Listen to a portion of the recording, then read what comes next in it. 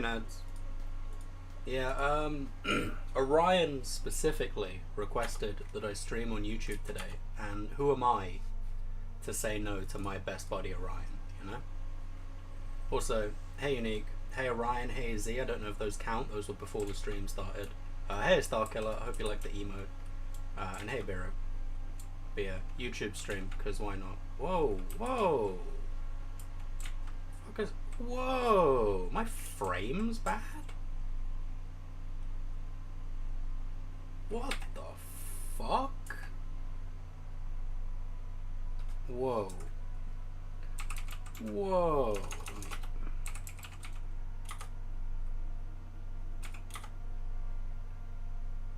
Fucking, where's my 120 FPS? What the fuck? What the fuck? The fuck is YouTube doing to me? Oh, yeah, fuck. There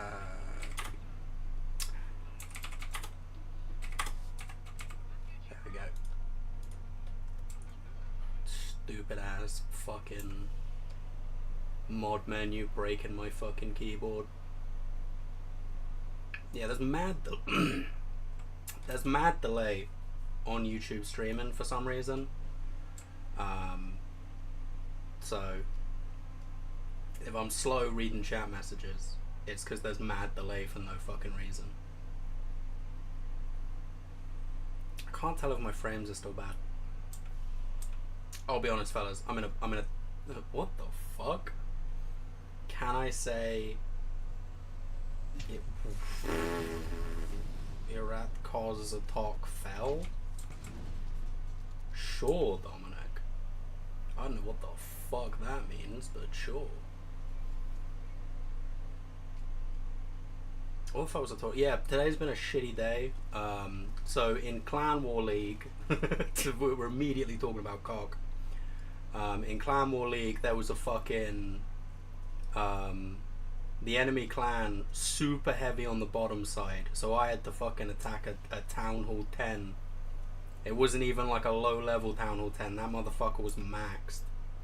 I just went for the 1-star, you know, just went to push the fucking the Town Hall, couldn't even get it. 0 stars to start the day. It means subscribe? Oh, okay, based and cool. I can't see any fucking notifications, by the way, for YouTube stuff. So if you do anything, I literally will not be able to. Am I quiet? Probably. Wait, actually, are my audio docs the same as on Twitch, or have they reverted? I don't fucking know. Oh, it's Hungarian. Nice. Also, hey Fish. Literally, because Orion asked. Earlier today, Orion was like, hey, can you stream on YouTube? And I was like, sure, buddy. Anything for my best bud. Also, hey Thug. If I'm quiet, I'm quiet. But yeah, start out the day with a 0 star in CWL. Terrible way to start the day. And then right before I started streaming, I played a little bit of Dota. I've played a bit of Dota today. Not, you know, most of it was good, but the last game I played before the stream, I played against a guy with a fucking ability script that literally countered my entire fucking get. Like, I couldn't do the one thing I needed to do because every time I went to jump him, he had an automatic script that counterspelled me. And like, my hero is literally invisible when I go to jump him, and he was just perfectly timing it every time. It's such a fuck. I don't know if Ryan's there. I'm sure he will be later, maybe. Also, hey Helrin.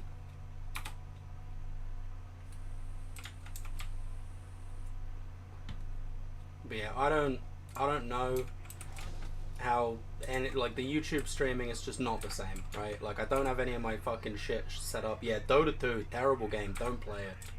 Never fucking play Dota. But yeah, he was playing, if you do play Dota, he was playing Anti-Mage, and he had a fucking counterspell script, and I was playing PA. So every time I go to jump him, he's just like, no, no, no, no. Almost as bad as League. Yeah, almost. It's close. I'd say all MOBAs are terrible and bad. You know what they say? The path to hell has 3 lanes. Yeah, there's only one emote here, Unique, I'm sorry. Only one YouTube emote as of right now. Please teach you Dota. No. I'll leave you like I'm a dip. Alright, see you later, Thug. Yeah, remember to like the stream, guys. That's something we don't normally have to do. Oh my... Yo, I have fucking... Dude, this is fucked. Let me... Yeah, no chum guzzler. No, like, notifications for anything that happens. If somebody, like, did... Oh my... Dude. Is my mouse sensitivity too high? No. I genuinely just think I'm getting less frames.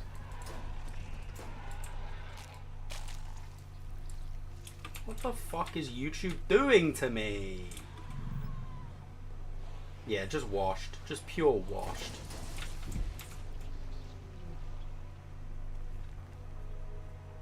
Yeah, we got a SIG emote just for Star. That's it. That's the one emote we have on this channel. Yeah, no cow time.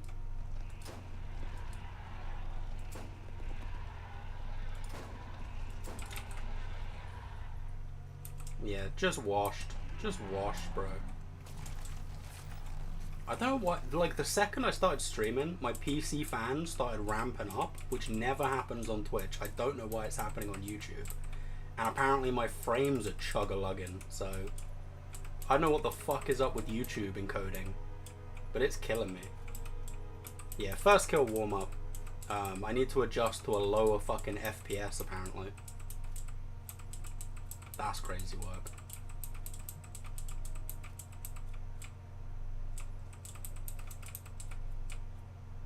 I can't even fucking auto pick up all my items.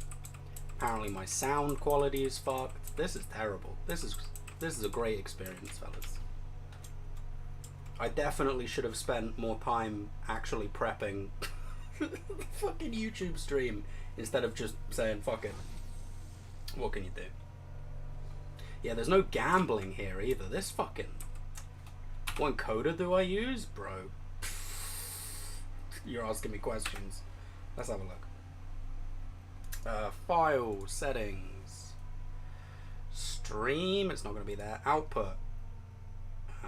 Encoder process, very fast.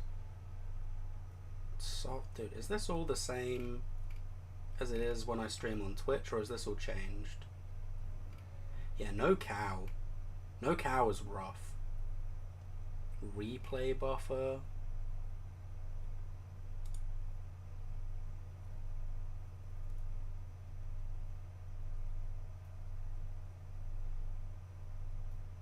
High quality, lowest quality, low CPU usage. I might have to do that.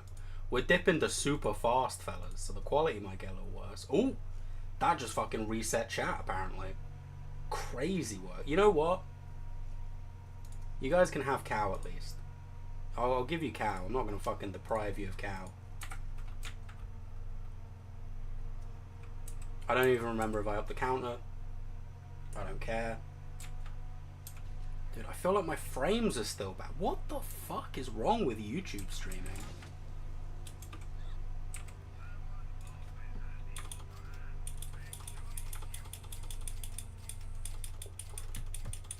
Maybe if I restart Borderlands, that'll do something.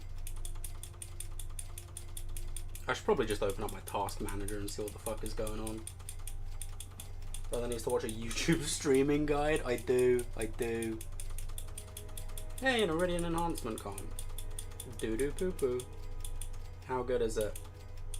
It's not gonna... it's got max stats.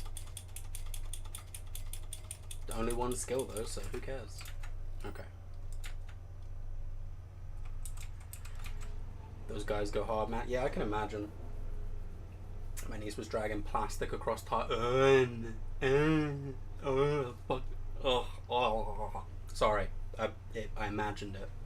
Sorry, I've been mining crypto on my GPU. Yeah, okay, thanks. Thanks, guys. Appreciate it. If you could stop mining me for crypto, that'd be really cool. Actually, you know what? Maybe. Oh! Whoa! I can track every fucking item? Okay, that's sick. Anyway, if I go to bonk and I go to my desired FPS. Oh wait, how do I fucking change it? Oh, so if I just set it to like 60, and then that should do. I can still. That made it worse. That just made it worse. Streaming is a better title though. For on Randy Pitch. Sorry, my B. I zip bombed your computer. Yeah, I'm turning my fucking FPS back up actually.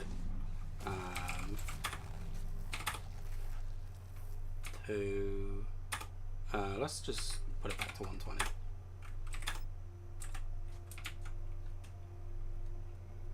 And then can I pick up items? I can. Okay, that's good. Oh, that just feels immediately better. So apparently just changing it and then activating it or setting it back to 120 has done something. Whammer's datatism just had a mild nut from that one. Look, man, you told me a thing that I know what it like. Sorry, knows what it like sounds like, feels like. My brain don't like it. Sorry, bro. Also, yeah, no, the phase jump button if you're a fucking pussy. Don't get me wrong, Bonk Utilities, lovely mod. I really appreciate having a fucking photo mode in BL1. That's awesome.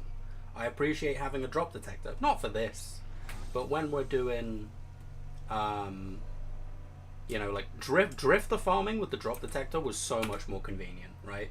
Because I didn't have to get out of my car every fucking time and check all of the corpses. So, farm crawl with OG 360 settings? Absolutely not. Abso-fucking-lutely not. Now I'm subbed here. Based.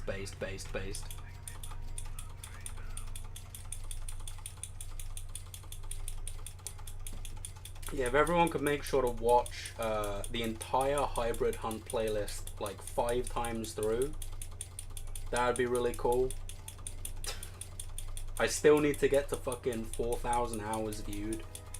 Maybe if I uploaded the damn Reaver's Edge Penetrator video, that would help, but that would require me to finish editing it, and I have not even looked at it for like a week. I don't know why I'm checking. I know the thing's not done. Yeah, the shorts I don't give a fuck about. The shorts are worthless to me. Yeah, I'll edit it. I'll edit the fucking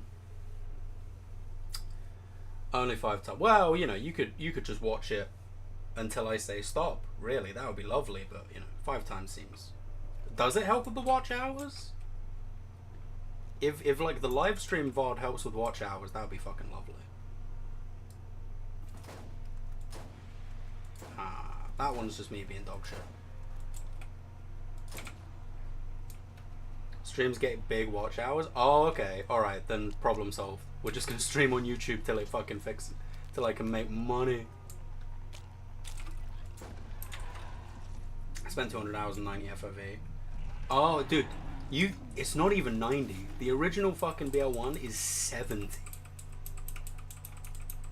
90 is like a normal FOV. If it was 90, I don't think people would care. But it's 70, dude. So I farmed the lack of an upload schedule. Okay. Well, apparently I should have just known that. That would have really helped while I wasn't uploading videos. Might be. This is why I need the YouTube meta, guys. You guys know what's up.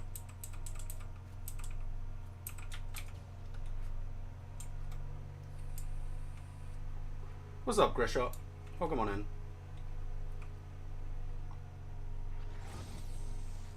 If I can figure out how to make it do alerts, that would be lovely, right? The problem that I have is when I stream on Twitch, I have my chat, and then next to it I have the alerts feed, right? So, you know, someone follows, subs, whatever, it comes up with an alert. Or it tells me what the alert was. There's no option for that in OBS, like, by default. So I can make it so that it does stuff, right? Like when it happens, something comes up on screen, but I wouldn't be able to tell what the fuck it was, like unless it plays in chat, you know?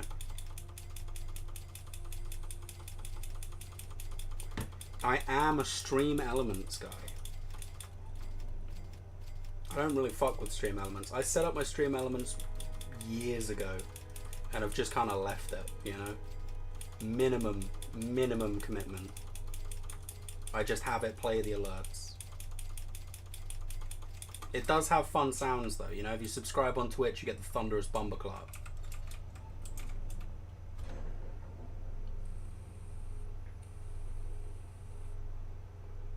I've not set any of that up here though, like none at all.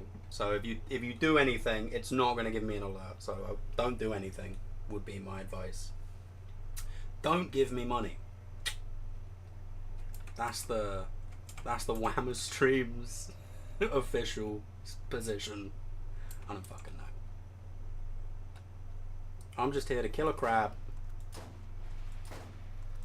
and talk to you guys.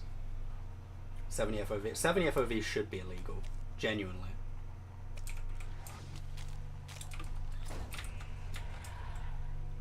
Sorry, I zoned the fuck out. Don't worry, man. Also, Fish, someone else got an M-Vader. Like, you can completely discount it because, like, the lack of proof, but, somebody forwarded me a Discord message of someone, like, shooting an M-Vader. They have a picture of it in the chest, but it's, you know, no drop recorded, on enhanced, blah, blah, blah. But the reason I bring it up is not because someone else got an M-Vader. I don't give a fuck about that. It's more so, they got, like, the shit roll, or almost the shit roll. I can't lies and slander, yeah, probably, but it's body 2, the barrel is shit, level 67. I think it got the 12 mag, which isn't the worst mag, but it's not like the, you know, it's not the good mag. Bad barrel, I'm pretty sure it has a bad action, you know, ×3 tech, less than 300 damage, 2 point something fire rate. But yeah, Fish, if it is a legit M-Vader, then you are finally allowed to get an M-Vader drop if you wanna get back to hunting.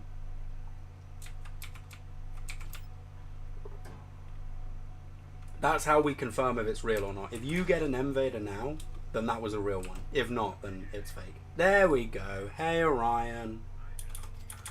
Welcome on in. I hope you enjoy the stream that's just for you. It's all for you.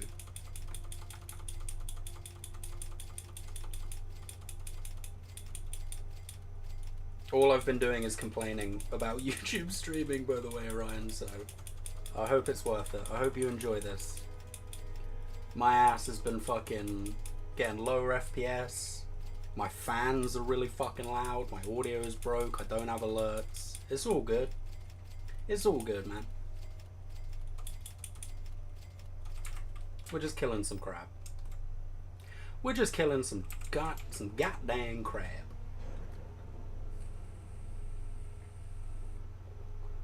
Also, yeah, technically, shout out to Star for making the thumbnail. I didn't really have a thumbnail, so I just grabbed an image that maybe would work. And that was, you know, that's the image I've got, so. Shout outs to Star. YouTube's better than Twitch, one day you'll realise. So far, it has been worse. But also, I haven't done it a lot. I don't have the stuff set up, so. Give it time. If I'm ever at the point where, like, streaming and YouTubing makes me enough money that I can, you know, get a mega PC. Was hoping to be 5th in M-Vader. Shame. Shame. But yeah, if I ever get, like, a mega PC and I can, or not even a mega PC, mega internet so that I can dual stream, I'll just dual stream. Like, I don't really have a mega preference for Twitch. It's just where most of my stuff is. You know?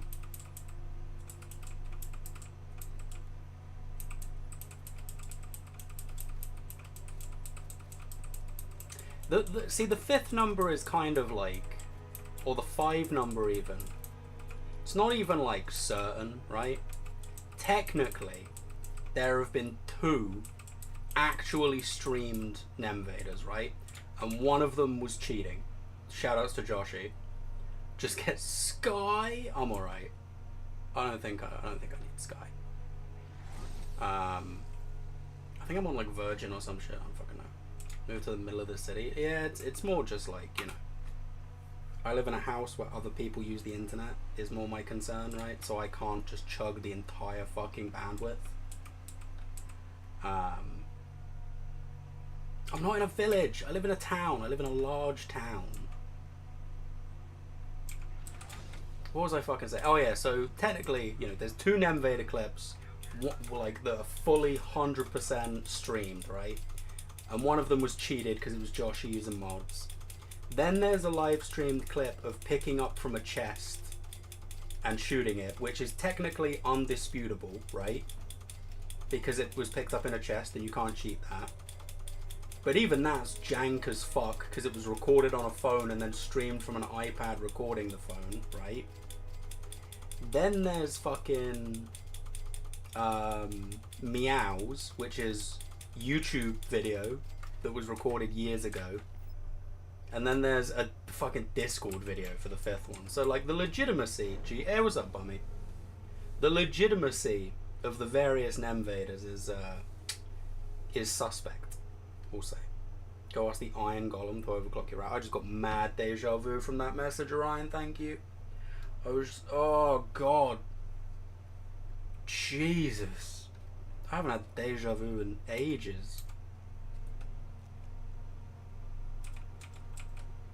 What's an Iron Golem gonna do? Overclock my router.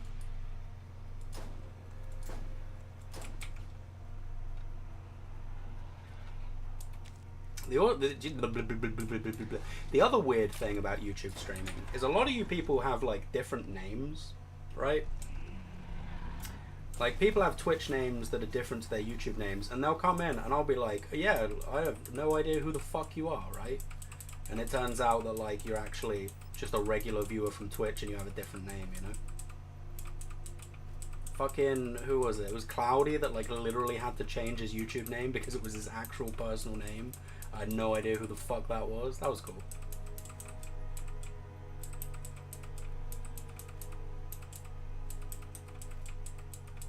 Used to push a 1050 Ti to its limits. Jesus. Yeah, poor Fish had to like, during his stream when he was doing Rakanoff, had to listen to a bunch of nerds talk about PC parts. That's rough. And also, I love when people talk about PCs, because 90% of people that like have PCs, build PCs, know PC parts, actually don't know shit. They just know like what the market tells them, which is that's a completely fine position to have. But like the 10% of us that like actually know more about the tech or whatever, like why a GPU is good or whatever, because we've worked in IT and stuff, like I don't know, man. GPUs have stopped getting better. That's my thing. You can spot a fake nerd a mile away because they'll say shit like, yeah, well, according to the fucking benchmarks, the GPU is actually like 150% better in a stat that means fucking nothing, you know? It's the reason that GPUs now have like AI incorporated into them. It's because the tech industry plateaued years, decades ago now. And so, because millions of dollars have been invested into the tech industry with the promise that it will be reimbursed with infinite profits, the tech industry now has to kind of lie and pretend they're making advancements like they used to because the tech plateaued, if that makes sense. Don't forget the 4090 cables melt the slots because the cable slots are too powerful. That's crazy. Again, a useless upgrade. I overclocked my 360 until the fan was so fast that it achieves liftoff. That's actually fucking sick. But yeah, the way that when GPUs used to come out, right? It used to be that there was a really big difference between series, right? When the 10th series came out after the 9th series, the like genuine improvement was crazy. Everything that actually mattered got better. you could get like a 1070 and it would be considerably better than the 980, right? Or it was close actually. I think, you know, if you go down from the 80 series, but like the 1060 was better than like the fucking 970 and stuff, you know, which usually doesn't happen. Usually the second number is more important one generation in, or at least that's become the standard nowadays, because the tech just sorry, fuck, it isn't upgrading that much, right? The 1050 Ti was not a fucking powerhouse, bro. The 1050 Ti was such a mid card. No offense.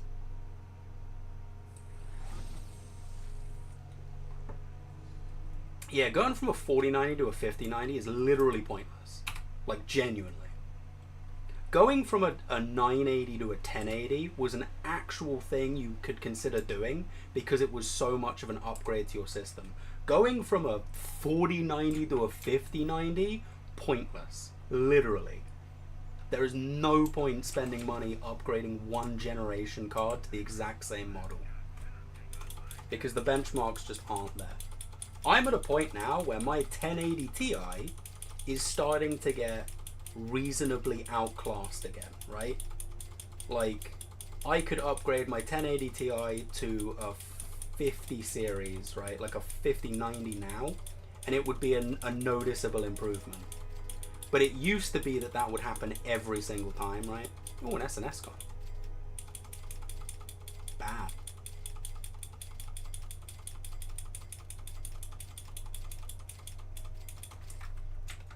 Yeah, that's my small rant about PC parts. I don't know why we keep doing this.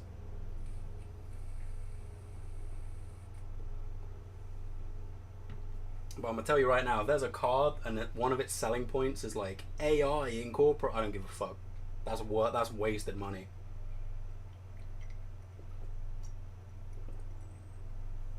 The fuck is an AI gonna do in my GPU? What's ChatGPT incorporation in my fucking GPU gonna do? Nada.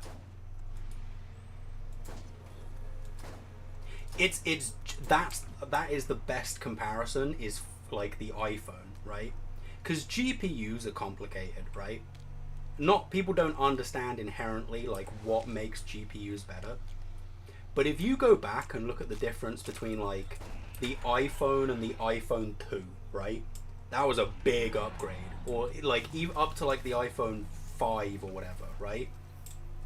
Like when iPhones used to come out, they used to actually upgrade the fucking phone. Now they just re-release the same phone with like a better camera and some bullshit attached to it for full fucking price every year. And like most people who aren't addicted to the newest Apple products and like love spending money know that shit's a scam, right? If that makes sense. My $5,000 AI augmented racehorse 990 Ti gonna change my luck. Fair. You got me there. Yeah, if that's the best way I can describe it, right? The tech plateau happened in every industry, right? Whenever it was the iPhone stopped getting better, that was about the point where GPU stopped getting better as well. It was like a sector-wide like plateau of all the tech guys who were inventing the new technology made promises to the investors that they could continue to constantly put out the same level of update or whatever, and when they hit that plateau, it was like, oh fuck, what are we gonna do now? We gotta start putting in tiny little microscopic upgrades but advertising it like it's the same thing, if that makes sense. You can have a phone now. If you buy like not even like the current generation of phone, if you buy like the second or third gen back, if that makes sense, like current phone or whatever, it's gonna last you like 10 years realistically, unless you fucking break it, right? Battery decay. Oh my, wait, whoa. Drugskin Wrestler from Craw, are you fucking kidding me? That's fucking awesome. Terrible combo. Yeah, like apart from battery decay, phones basically, they don't change, right? You can get a phone that'll last you like 10 years at this point, because they're not getting like better, realistically.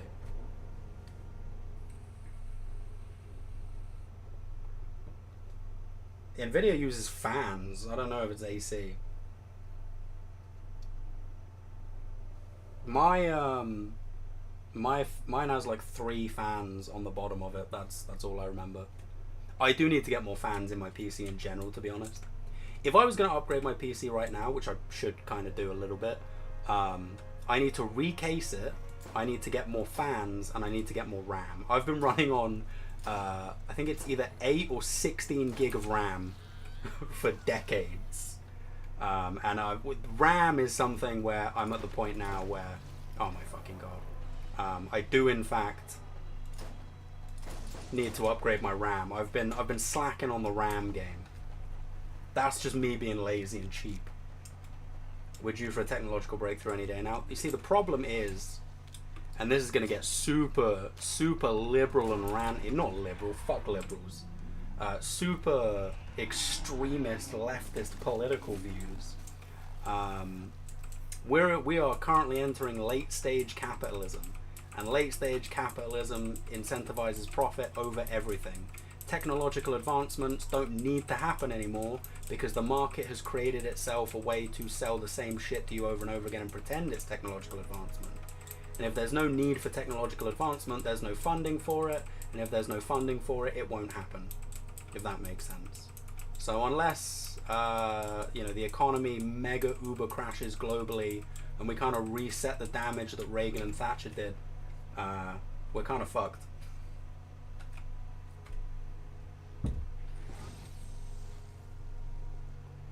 Those OnlyFans to get fans? Real. Your RAM's currently at 60. Yeah, my RAM is not good. Haven't we been? Yeah, no, we've been here for like years. For those who don't know what happened, right? Capitalism used to work pretty well, right?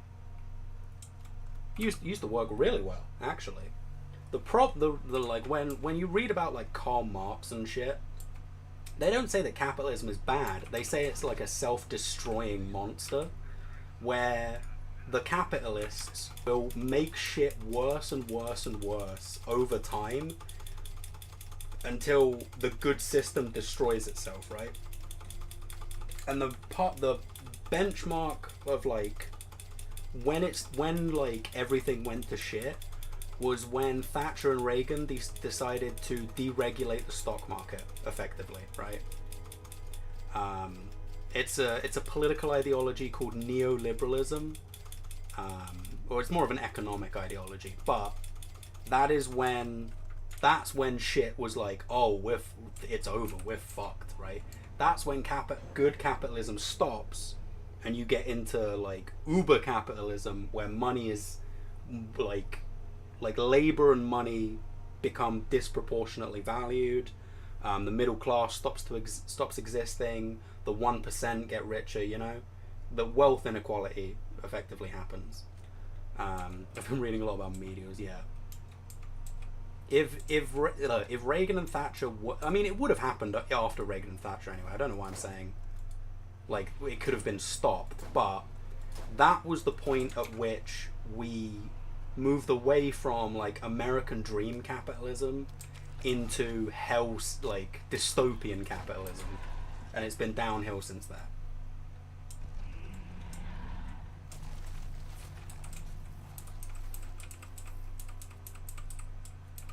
$2077, here we come. Yeah.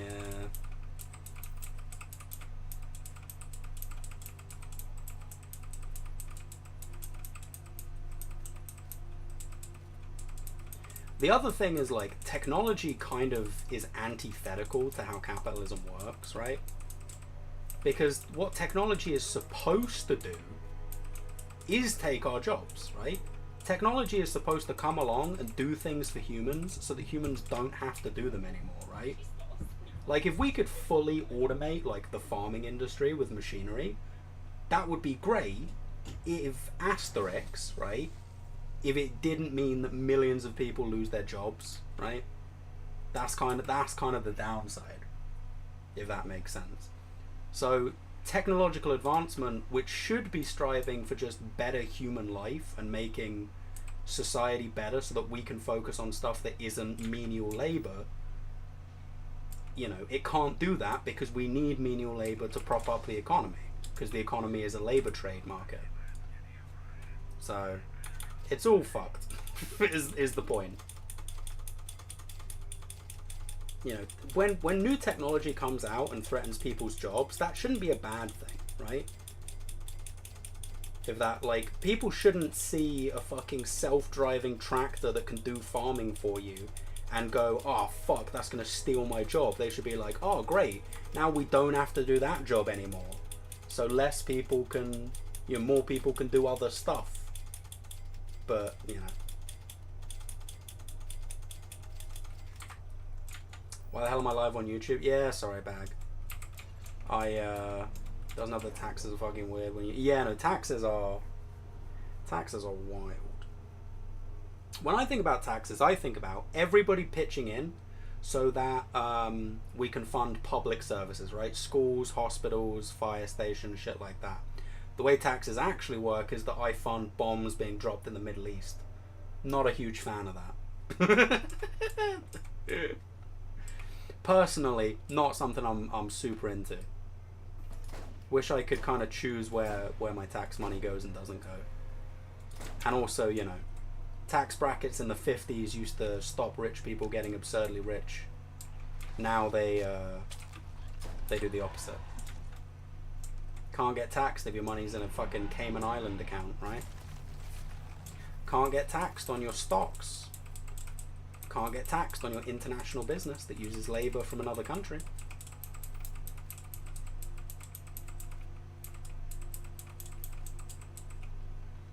I agree with that, but there's a point where you're literally just taking a job that you can't be hired for anymore, and it's like, yeah. No. My point is that capitalism needs everyone to work, whereas humans are a crazy little species, and I think the end game is that none of us work anymore, right? The end game is we're all just permanently retired. Like, you go to school to learn, not so you can go and fucking work somewhere and make a living. You know, you go to school to learn so that you're a smart person and we use our brains to make the world better or enjoy our life more or whatever, right? That's the end game. When I think about, like, peak, like, tier 1 civilization humanity, like we're a spacefaring civilization, you know, Dyson spheres and shit, I'm not thinking, oh yeah, and also everyone works a minimum wage job for 40 years. You know, that's not a thing that exists in, like, a utopian future. Technology existing to do the jobs people don't want to do should be a good thing, but people need jobs, and some of the only jobs available are the shit ones people don't want to do.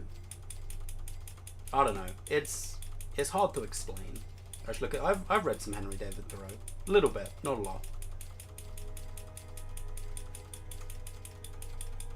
Also, a dull enhancement comm that's doo-doo dog shit. Getting a lot of comms today.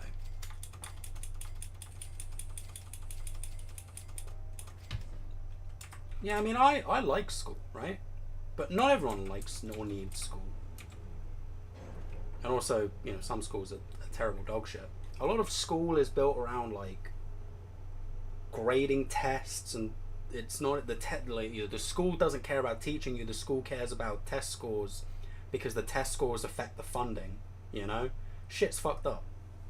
School should be about teaching the next generation about stuff, you know?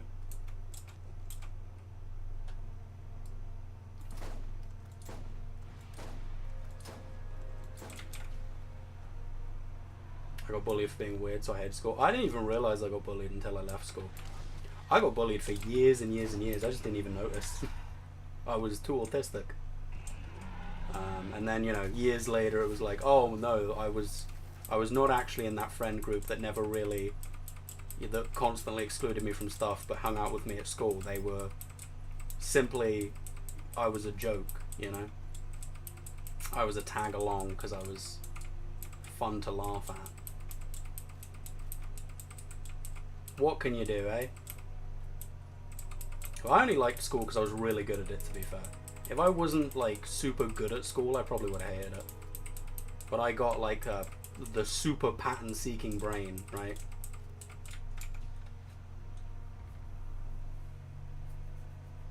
Dude, it feels so weird not having Gamba.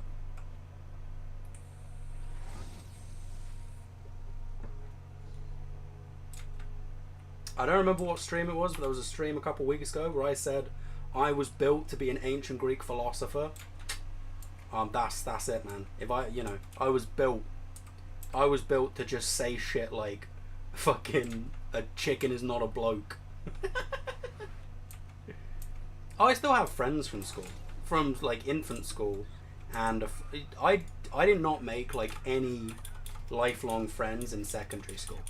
I made some lifelong friends in primary school, and I made some lifelong friends in college, and then I fucked up at uni. Don't ask. But you know, the secondary school, I had a lot of friends, or I thought were friends, but not really. Teachers also shit talk to you? Oh, dude, I used to be the fucking bane of teachers. I used to be smarter than them a lot of the time. I was like too smart as a child. It all caught up with me once I hit like 17. I had like no social skills, and I didn't know how to learn things. I just kind of, or you know, I didn't know how to learn things when I didn't just get them instantly, if that makes sense. Yeah, my fucking gamble, my dad dying, yeah. Yeah, I used to just like instantly understand things. Like one of the things I distinctly remember was I taught myself division. This was when I was like 4 years old, right? So, you know, in maths, we'd learned about addition and subtraction, right? And we learned about multiplication in school. And the day we learned about multiplication in school, I went home and I was like, okay, well, if addition has subtraction, surely this newfangled multiplication thing they've just taught me has an opposite as well.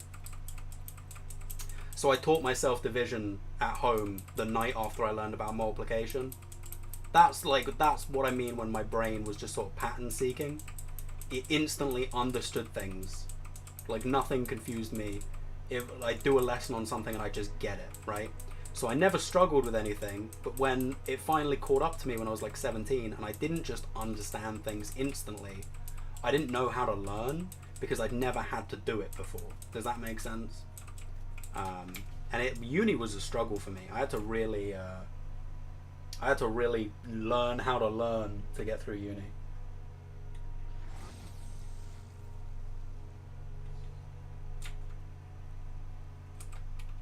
Gifted kid burnout is just autism. I'm sorry to tell you. I know we do this every stream where I just tell you something's autism, but gifted kid burnout doesn't exist. You're just autistic. Division is here. Just here's the answer. What's the question? Fuck's sake. I taught myself matrices the day before the ACT after slacking off in maths for 6 years. Yeah. My GCSE maths teacher hated me because I was so lazy. I didn't pay attention. I didn't do any homework, right? And he was like, he thought I was just a shit kid, and then like every single test I was getting like top marks, right? Like 90 plus, 100% every now and then, right? And I wasn't cheating. Like at first he thought I was cheating, but then, you know, that was busted. So it became he just hated me because I was so shit in class. I didn't pay attention. I didn't learn anything, but I was just better at him than maths. I went into my he got to pick a bunch of people in the class to do their GCSE a year early in maths, so that they could stop doing maths in the final year, and it was only for the true, like the best kids in class, and he had to pick me. He didn't want to, because I was dog shit in class. Like he picked a bunch of teachers' pets and nerds, but he fucking hated me. But I was getting the best grades in the class, so he had to sign me up for it, and I got like a 92. He was so mad. It was so great. I did not smash. Jesus. I did cheat in my French class because my teacher just encouraged us all to do it.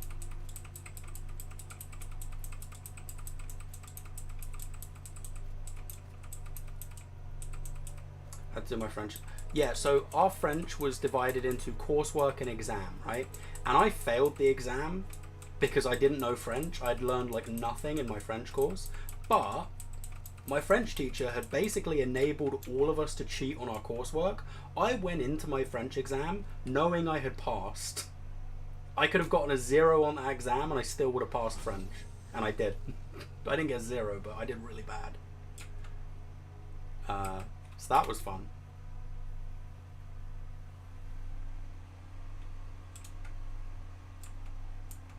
Yeah, no, I didn't learn anything in French, but I took French because I wanted to do a language. But yeah, my French teacher was just like, she was just like, okay, the coursework is first year and we're all just going to cheat on it, right? You're going to get to fucking do the voice part of the coursework where you have a conversation with me and you're just going to bring in the script that you pre-write, you know? And you're just going to read it verbatim. In your written exam, you're gonna cheat, you know, like all of this shit. And then it's like, so we got to the exam portion of the class and we'd all already passed because we'd all done the coursework. We cheated on it. It was great. Damn, you're speaking Greek out here. Jesus fucking Christ. Yeah, my brain does not learn languages well. I've not got a very linguistic brain. I'm very much a math science guy.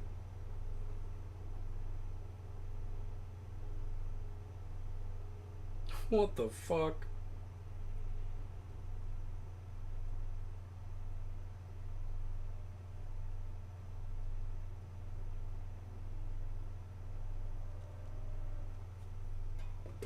I love languages, hell yeah. I tried to learn Latin. That's such an autistic thing to do.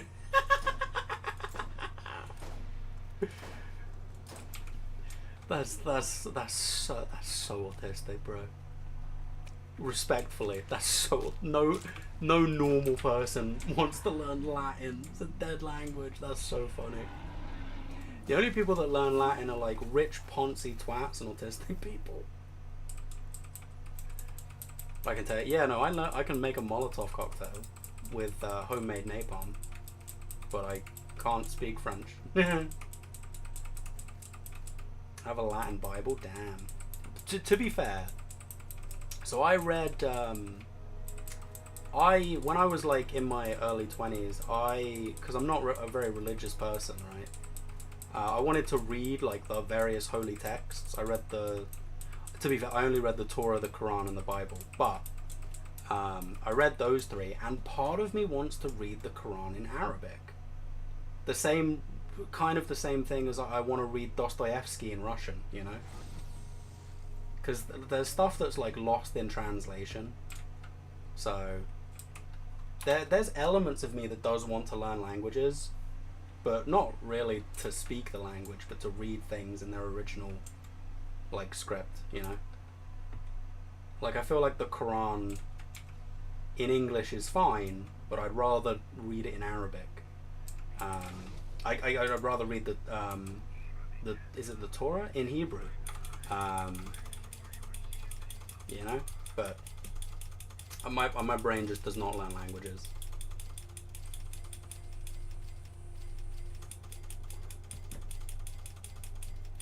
Because med school,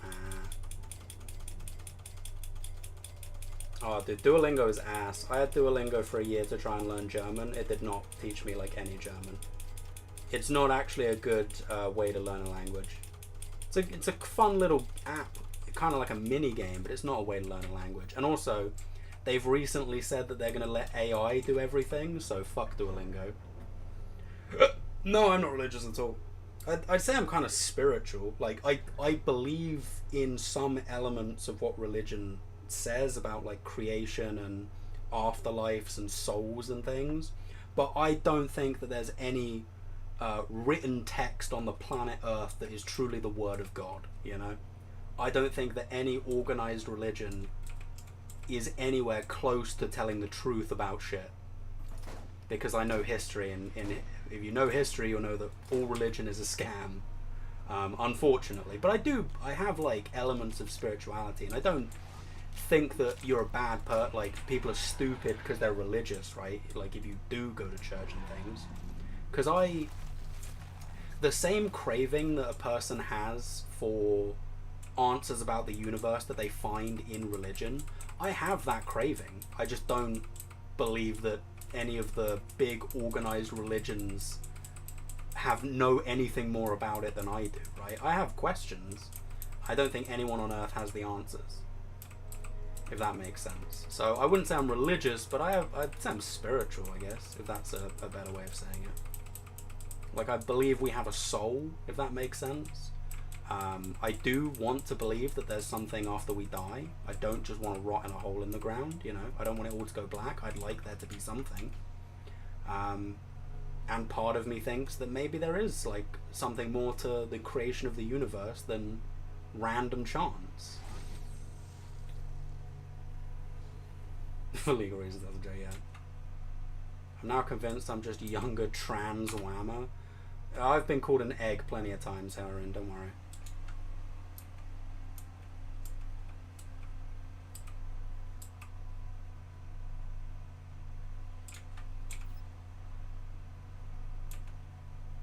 Yeah, I read the religious texts just to get a better understanding of them. It was at a time in my life where I really thought that religious people were kind of shitty. Mostly because, like, I was seeing a lot of, like, American Christians, you know what I mean? Like, the ones who go to, like, mega churches and stuff and use the Bible as a way to justify hatred. So I wanted to read the Bible so that I could prove them wrong, because I know for a fact the Bible doesn't actually support hate and prejudice. Or I know for a fact now. At the time, I was like, there's no way, you know? So I read it so that I could argue with them better, you know? It's really annoying if you just quote Bible verses for your argument and I know them better than you, right? And then after I read the Bible, I was like, okay, that was alright. I want to read, you know, the Quran now, because at the same time there was a lot of Islamophobia in the UK. And I was a younger man, I was more susceptible to it. So I read the Quran, and then I was like, fuck it, you know, I might as well read the Torah at this point. This all happened like years apart, but yeah. I read them just to get a better understanding. And I think now, like, I can really easily identify people who are religious because of faith and people who are religious because they were raised religious as part of like a weird cult, you know, that are just stupid. Oh, yeah, Poe. The ones that are like, I don't know what the word is. Like, again, American Christians. Hey, it's the Serpens. There we go. Ooh, that's a pretty good one. Ooh, that is a no. Is that the same fucking Serpens I already have? Oh, it's level 67. That's probably better than the one that I have on this Lilith, though, so I'm gonna keep that. That's a good find. But yeah, like, the American Christians that don't actually know shit about their own religion, they've just been like, you know, they go to church and the church guy tells them a bunch of bullshit that's not actually true, and they use it to justify their hatred of immigrants and gay people and shit like that, you know? Like, I don't think that those are actually religious people. I think they're in some weird cult. They're just bad people. But they're, you know, people that actually have faith and have a bit of spirituality and found religion as an answer to that spirituality. Always good people. I've never found someone who's religious for genuine reasons that's like a bad person.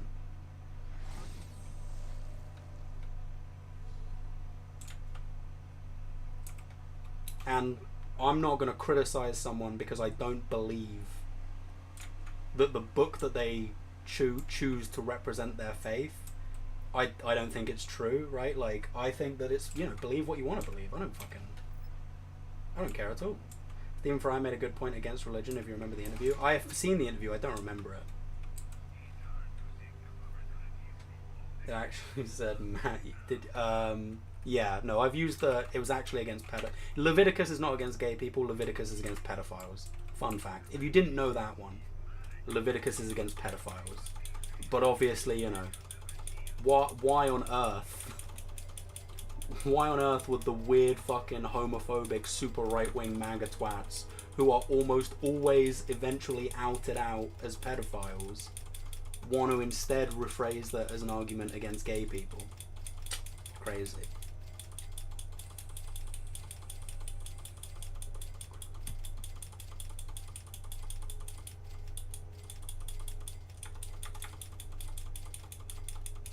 Before I save quit, someone remind me that I got good sep ends down here, because sometimes I just save quit on shit.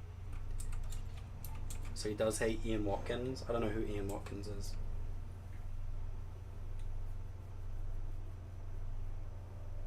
I mean, even if you don't, you don't have to read the Bible to know that, like, fucking Jesus was the coolest fucking guy, right? He was chill with everyone. He literally said a camel could walk through the eye of a needle before a rich man can walk into heaven, you know? Dude was based as hell. That's the main guy, right? He does not agree with a single fucking thing that, like, super weird Christians argue about. You know?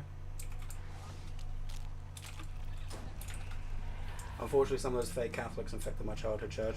Yeah, no, exactly. I think it's good to question it. Honest, I think it is good to, if you're raised religious, I think it's good to question your faith, and then if you decide not to be religious or you decide to continue being religious, I think either way, you're going to come out a better person because you had to question your faith. I don't think that anyone on earth should have unquestioning faith in something. I think you should experience doubt. You should question things. I came out of the questioning thinking, I don't agree with any of this. People have come out of the questioning thinking, no, I do agree with all of this, you know? And I think that's... oh, brilliant. Yeah, no, fuck that guy. Kill him, actually. Kill him, Chugger. We should kill that guy. We should kill that guy with hammers. But yeah, I think people should question things, you know? Religious school and Baptist, but I don't take my religion seriously. Yeah, there's a lot of people that don't take their religion seriously, but do still. I think that's something I would really closely associate with. That's going to happen every time we enter this map. I'm so sorry. Because my position is kind of, yes, I believe that there's something, but I don't believe it's like a written religious text.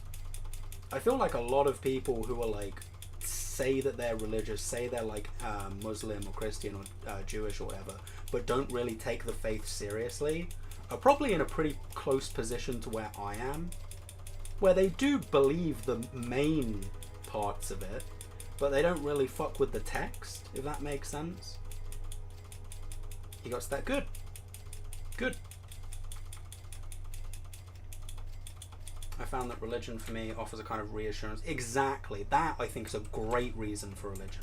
When people say that religion is objectively bad, I say, no, organized religion has done terrible things, but I don't think that religion is exclusively bad, because a lot of people find comfort in handling the existential questions that bring a dread and fear in the lives of people who don't. I'm a really existential person, and I'm depressed constantly, you know? I do not like the unanswered questions about the universe and life and its meaning and stuff, right? And if you find comfort and answers to those questions in in faith and religion, fucking A, brother. Abso-fucking-lutely. Religion is excellent for that. That to me, that's like its best quality. That's like the greatest thing about faith. It's not like helping people find a moral compass, because everyone should just have a moral compass, if we're being honest. It's more about like you know, having a better life, a more comfortable and happier life, because you can sit back and think, you know what, I don't have to worry about all these questions because I have a belief of what will happen, and that's, you know, that makes me a happier person, if that makes sense. I think that's probably the best, like, pro-religion argument that I have. You know, people, if you live a happier life because you're not scared of dying, fucking A. Also, is this a good Bessie? GGN 450, good mag, good stock. Fearsome, good 359. Yeah, that's better than mine. Better than mine, Hellroom. But if you're on the enhanced, then that is like the minimum Bessie. I'm pretty sure they buffed it so that it always rolls some good parts. But yeah, that'll kill Crawl and Playthrough 1 just fine. Solid ass Bessie.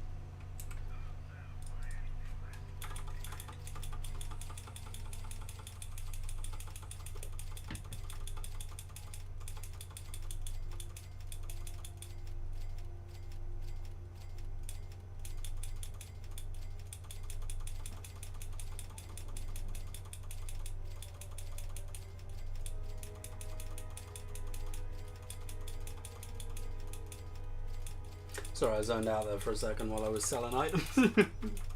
XD. Part of God's plan. No, that's fine. It's like a philosophy thing, right? Like, I think nihilists are fucking lame. I was a nihilistic teenager, obviously, but I think nihilism is a lame ass fucking way to view the world. It's so defeatist, you know? It's so fucking, oh, woe is me, there's nothing I can do, blah, blah, blah. Fucking have some fun, man. Live a better life. Find a more fun philosophy.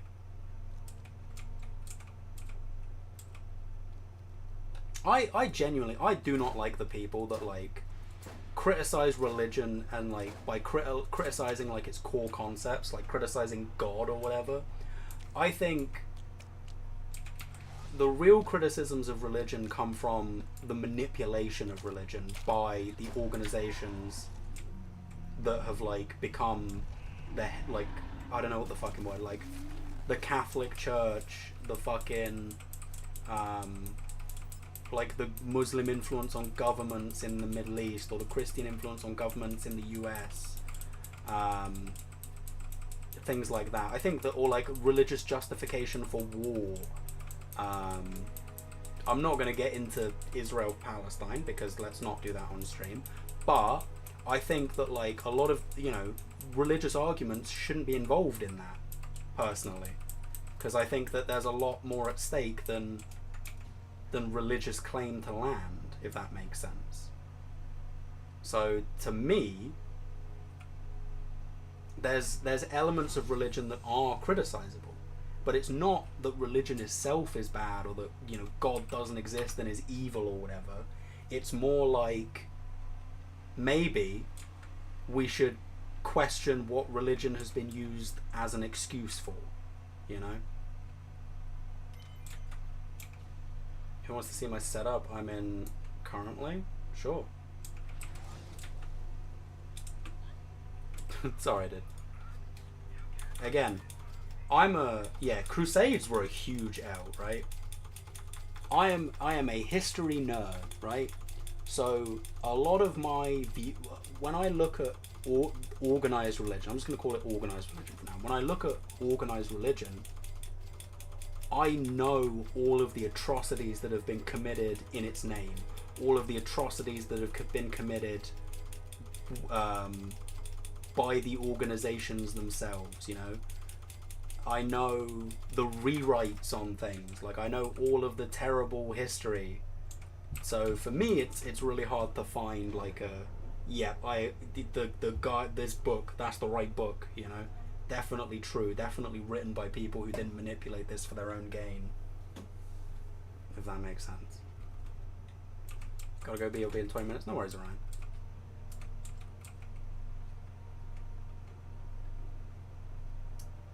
Yeah, exactly. Like the Hindu symbol being co-opted. Horrible Histories, perhaps? No. I loved Horrible Histories as a kid. Not the show, the books. I like the show, don't get me wrong. Oh, I'm dead. I like the show, but I read all the books when I was a kid. I really love those.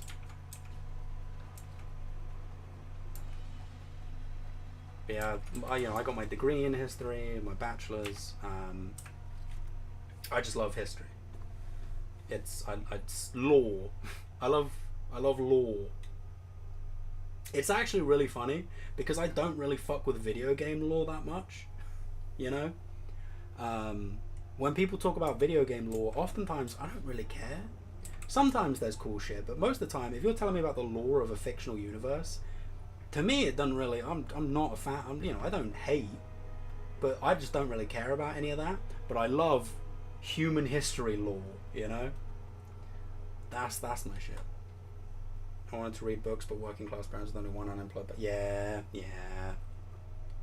Growing up poor, crazy. I was born into two 19-year-olds, so I've done my growing up poor. Fortunately, my mum married my stepdad, who is great, by the way. I often talk shit on my dad on streams, but I do say that my dad was a good dad but a terrible father. My stepdad is a good father, and I really love him for that. But also, he makes good money. So my mum and my younger sister, right? I have two sisters. One that's 4 years younger than me. That's like a full-blooded sister. I hate saying that because I don't really actually think of my sisters as any different to each other. They're both just my sisters. But my much younger sister, she's 16 years younger than me, who was born from my mum and my stepdad. She never had to experience like financial struggle, which I'm really happy for her because it sucks. But yeah, because my stepdad makes money and stuff. If you missed the message, I posted the picture in Gen. I will have a look at it, just not right now. I don't look at stuff on stream. I was born from 26 year old. Oh yeah, you've told me that. Your dad's dodgy. Your dad's a bit of a nonce.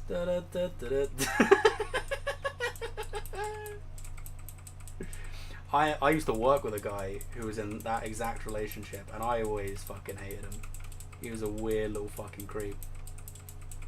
He was like 5'4". He didn't look 26. He didn't act 26. I was like 17 at the time, and he was not more mature than I was, and I was an immature 17-year-old. He was like an invader. He was like a teenager, right? In terms of how he was as a person. So I guess it kind of makes sense as to why he was dating a 16-year-old, but creepy as fuck. Yeah, no, like we've had the age of consent talk on the stream before. The reason the age of consent in 16 is in the UK is lower is because of the secondary function of the age of consent. The primary function is to make it so that adults can't abuse power with children, but the secondary function is so that when teenagers have sex with each other, it's not illegal. And so that's why the UK age is lower for the secondary function. I personally think the solution lies somewhere within like having two ages, the teenager age and then the adult age, like, from like 16 to 18, that's the teenager fucking age. But then there's a secondary age of consent, and if you're above that, you can't be dating in the teenager pool anymore. If that makes sense. Yeah, so legal is not something I care about. I care about moral, because ultimately legality is supposed to be an extension of our collective morality. But a lot of what the current law is not that, right? Like, don't kill people as a law because most of humanity has decided that killing people is morally wrong. That's why it's a law not to kill people, right? It's not illegal to kill people, and that's why people think it's morally wrong. It's the other way around. So, but things like fucking copyright law, and Take-Two making you sign a contract that says they can sue you if you defame them, that's not a law based in morality. That's a law based in fucking interests of powerful people and corporations and stuff. So legal, I don't really give a fuck about. I care about what's morally right. So if someone does something morally wrong and then claims it's legal, I don't give a fuck.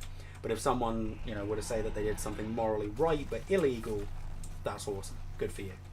And that's why ages ago I said on stream, it's morally okay to steal from Tesco. And I stand by that.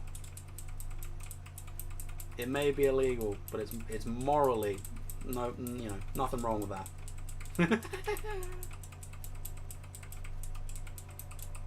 You guys really been making me talk about shit today on stream. I thought we could just have a normal fucking Borderlands stream, and we've talked about fucking religion and legality versus morality and all that shit. I'd rather steal from Lidl. I mean, sure, same thing. Doesn't matter. I think, like, when we think about stealing as morally reprehensible, I think about stealing, like, from another person, right? That's what I think is morally reprehensible, right? Like, if I were to steal something from you, that's morally wrong. But stealing from, like, $1 billion company, what the fuck, you know? I remember all in retail, if you're stealing... Yeah, no, exactly. Buddy, when I was working in retail, if I saw someone stealing anything, I didn't give a fuck. You know, they're not gonna... Oh! Now that is a very nice 2-shot defiler. 1 level under. But that's really fucking good right there. God damn.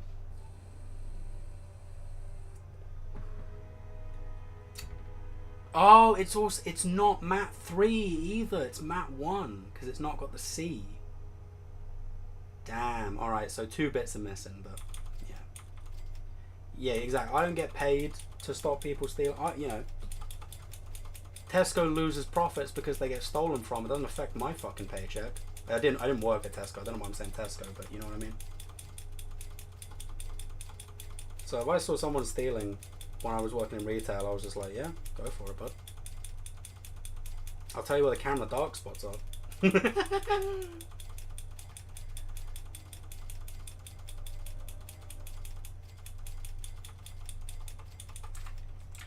To be fair, the last time I was in retail, it was actually company policy not to stop people if they were stealing. But we had the meat in the fridge used to be right by the entrance, and we had these repeat offenders. I think they were homeless, but they would come in, they would just grab as much meat as they fucking could right next to the door, and they would just scatter in and out, super obvious. They came in like a dozen times or so. They were funny fuckers, and like they would be like, they'd be so quick and trying to fucking, you know, get in and out before we could stop them, and we're just sitting behind the counter watching them like, nice, you know, you do you. Phrasing, yeah. Hey, another pearl. Nice. Oh, I didn't fucking. There, yeah, of course it is. It's a fucking Omega. Well, that one I'm selling. Fucking another fucking Omega. Great. I do not remember what run the Serpens was on, but fuck it. I'll just watch the VOD back. You guys don't have to do the thing where you remind me. I'm gonna have to watch it back anyway. I'll watch the.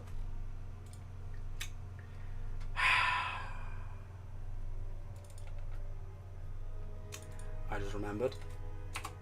We have to do that. Oops.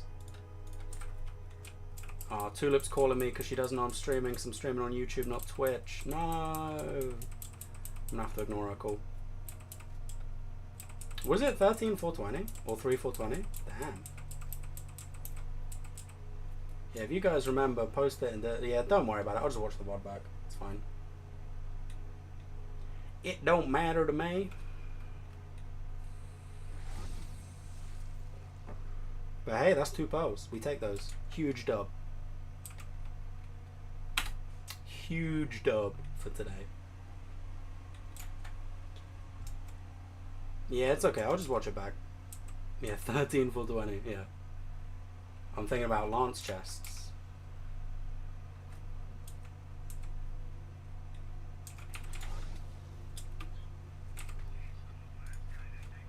Oh! There's another decent defiler. Not as good, but it at least has the material.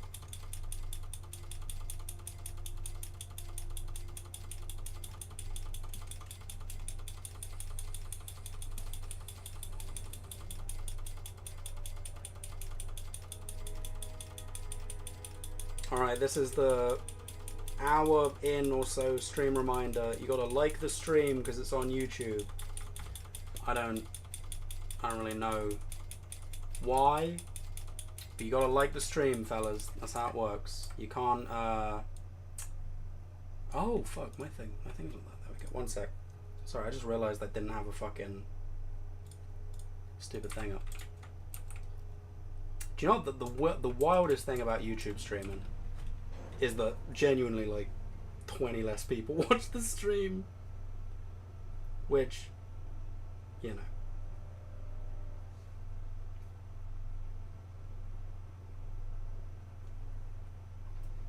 Now that I think about it, I need to de-bloat my blanket real. My homie and Groy liked and sub. There we go. Yeah, you gotta like the stream, bro. Everybody's gotta like the fucking stream.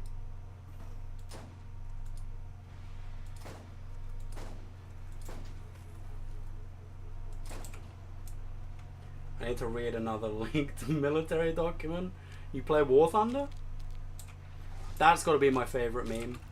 Is the fucking days since classified military documents were leaked on War Thunder, and it's just 0 and it's that guy clapping. That's a top tier meme. I love how often classified military documents just get leaked on War Thunder. I have never played War Thunder. I don't even know what the game is, but I know that, and it's funny as fuck. That's all I need to know about War Thunder. What if I dislike it? I think it still helps the algorithm. So back when Silboy first started YouTube, when we were 16 and he did vlogs and they were super cringe and funny, I used to dislike all of his videos as a bit. Like, you could see dislikes back then as well, but I used to, every time he uploaded, I would just instantly dislike his video. I was like his biggest fan. Watched all of his videos as soon as they were uploaded, and I would always dislike it. But it helps the algorithm as much as I like, or it used to back then. So documents on what the Challenger 2 composition. Oh my god, oh my fucking god. Jesus. So funny. Shoutouts to War Thunder.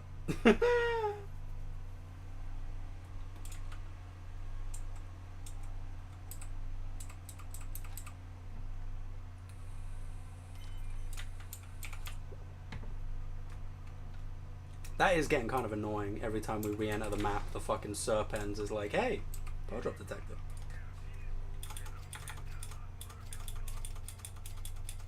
MK Ultra. Jesus Christ. Jesus Christ. Do you know what was really funny?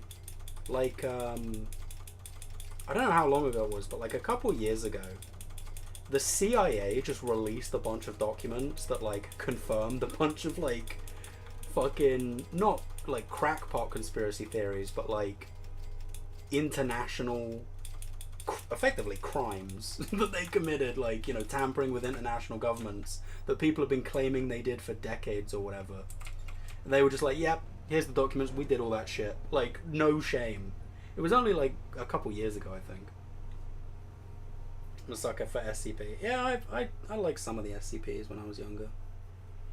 MK Ultra is a fucking journey. Yeah, that's true.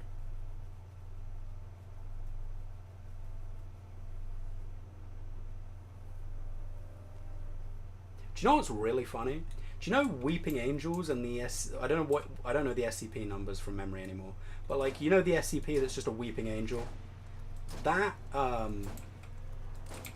those two things came out at like the same fucking time. Because when I learned about that SCP, and I learned about what a bitch the fucking guy who wrote the Weeping Angels episode, he's the guy who became the showrunner. He was also the showrunner for Sherlock. He's super fucking cringe and likes to do self-inserts that are smarter than everyone, you know? He wrote the Weeping Angels episode, so I was like, I wonder if he stole it from the yeah, 173, there we go. I wonder if he stole the idea from the SCP forums.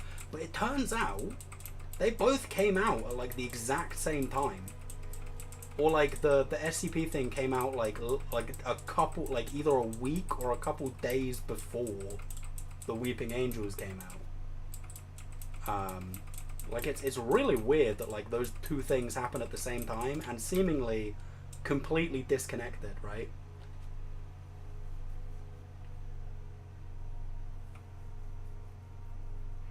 But yeah, that's a cool one. The statue.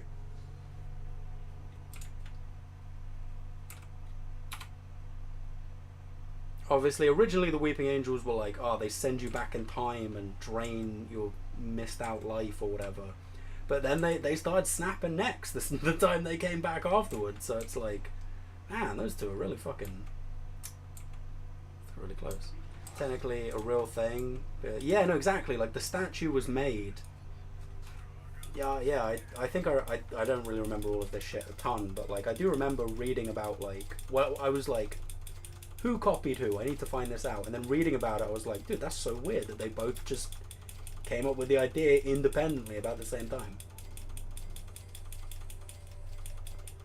The Ouroboros cycle, I don't know which one that is. Hey, a Peacekeeper con. Where is it? There we go. Anshin Com for Mordecai. Bad. Which one's the Ouroboros cycle? I don't know every SCP, but I know a couple of them.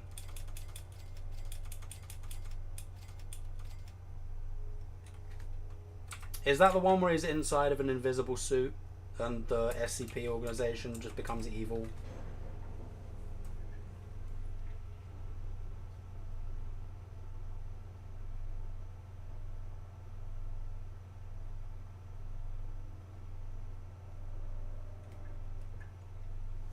Teddy bear that turns into a bunch of human ears. Some of them are so fucking funny.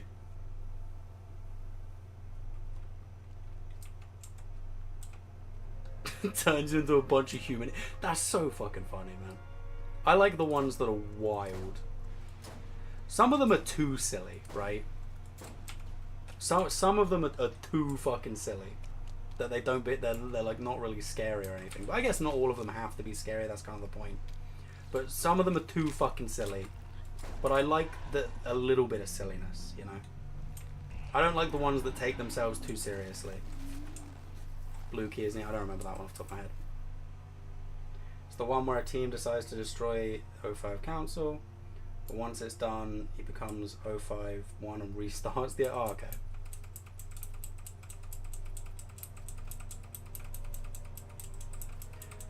I think the flesh that eats is a fun one. I feel like a lot of the SCPs get a bit too over-documented sometimes. Like, the flesh that eats is really cool until the team goes into, like, the weird underground tunnels, and then it's like, oh, okay, it's kind of like how kids ruin the back rooms, you know? The back rooms were creepy and eerie because it was, like, a liminal space, and then, like, kids start adding a bunch of monsters and shit because they don't understand horror unless there's a spooky guy. You know what I mean? Makes threatening poses behind you. That's funny. But yeah, the a lot of the SCP stories kind of get ruined by people adding more and more, if that makes sense. I like the mystery, and sometimes they turn it into like a video game. That's kind of a weird way of saying it, but you know what I mean?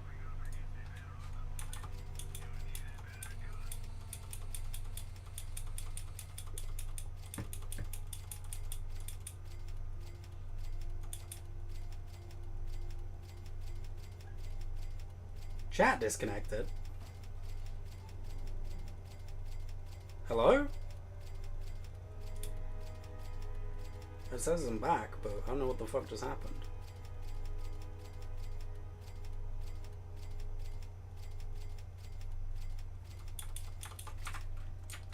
Everything with the fucking YouTube stream, man. I think SCP-240 is the candy pad that has candy that makes you explode. Oh my god, I'm still here. Okay, good. Yeah, I don't know if people chatted. I didn't see it, but it just popped up. Chat disconnected and then reconnected or whatever.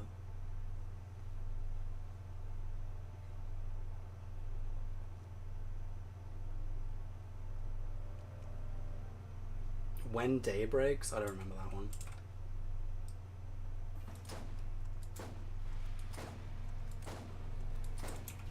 I'm a big proponent of less is more, you know. Show don't tell, like kind of like, I suppose it's storytelling devices and cinematic devices and things. You know, and the thing with the SCP Foundation is it's a big forum of nerds on the internet. It's not made by like professional writers exclusively. So there's a lot of like amateur hour storytelling that I think is a bit cringe sometimes. But I'm a big proponent of less is more, and a lot of the times people add to the SCP stuff and it becomes like, okay, you've given me way too much information, or you've gone too far away from what made it interesting in the first place to throw in some more bullshit, you know?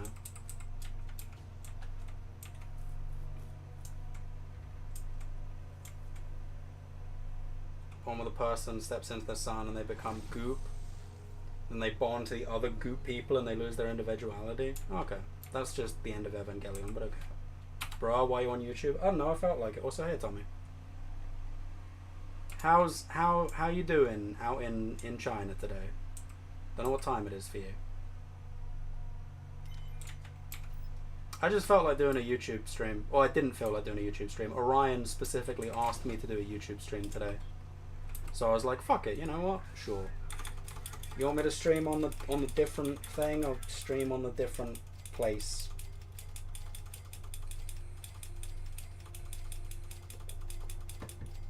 How to trigger a Neon Genesis Evangelion fan? Very easily. Most triggerable people on earth. I say that as a Neon Genesis Evangelion fan. Yeah, what have I done?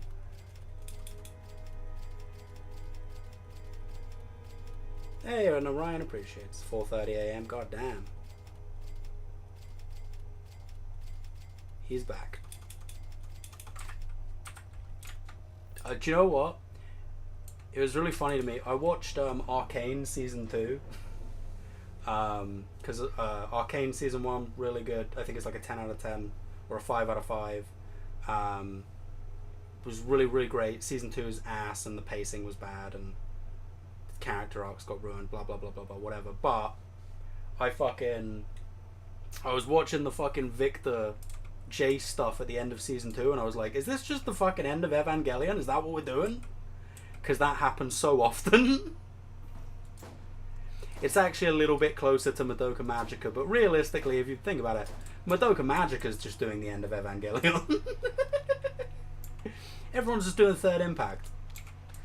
Oh god, I don't know how to end my fucking show. Let's just do Third Impact. Every time. Gundam is superior. They're different things, right? You don't watch Evangelion because it's a mech show. I mean, people get baited into watching it because it's a mech show. You watch it because it's like a psychological show, you know? Brother, you would love League, not gonna lie. I've been playing Dota, dude. Again, I'm sorry. It's all bad. I hate it, but I can't stop myself. I want to watch Arcane, but I'm too busy watching WRC. I don't want to watch 2 shows at once. Okay. Yeah, watch season 1 of Arcane and then just don't watch season 2.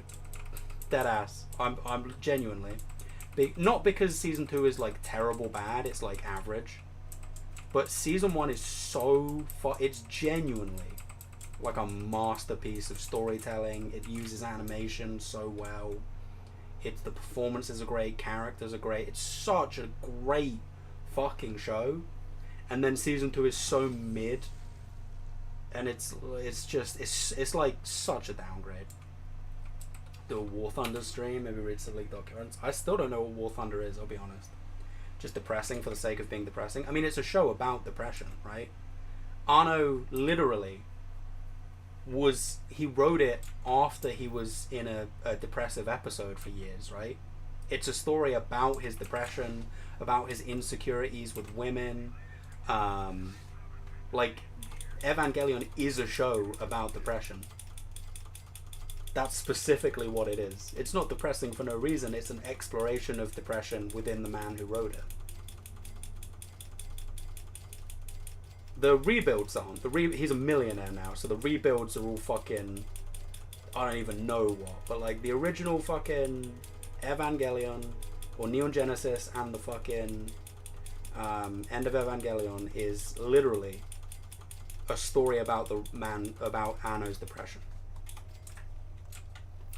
Too much got old fast for me. I mean, it's one of the more realistic depictions of like depression, but that's fair. Interested in all the psychological deep animes, but I found they just made me depressed. Yeah.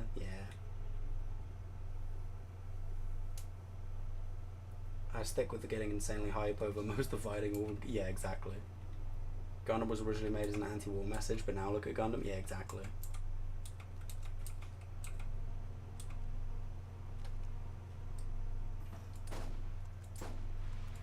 I had my weeb phase like over a decade ago, by the way. Like, I was a weeb when I was like 14, which was like 15 years ago now. I've got out of my weeb phase, and occasionally I'll still read some stuff, or you know, I still read some mangas here and there, but I don't watch anime. And every time I try to watch anime, I've been so what's the fucking word? Oh, hello. Okay, that's a weird angle to give me a back, but like, because I'm not an avid anime watcher anymore, all of the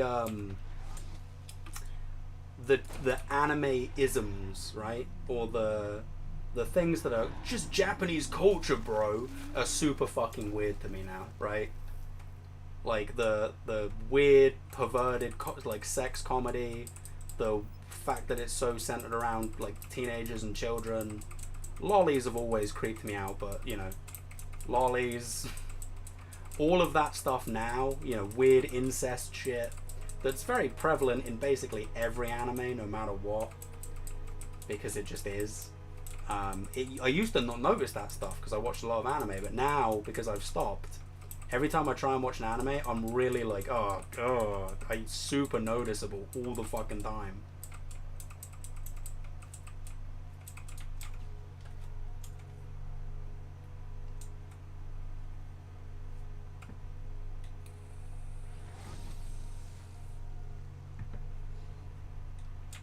The last anime I watched was Frieren, because I saw an edit on TikTok of the fight. Spoiler, I guess. I watched she fights herself, right, and it looked fucking awesome. I was like, hell yeah, I'm gonna check this shit out. And it was a mostly okay anime. Like, it didn't have a lot of weird perverted shit in it, but there's this one gag where she keeps falling for mimics and like she's squirming around while the chest is eating her, and I'm looking at it and I'm just like, so that's 100% like a fetish thing that they've added, right? That's guaranteed. That's a weird fetish thing that they've put in here, and it's really distracting, you know. I couldn't help but notice. But that was a mostly safe show. Hey, what's up, Garnet? Oh my god, Garnet! Hello!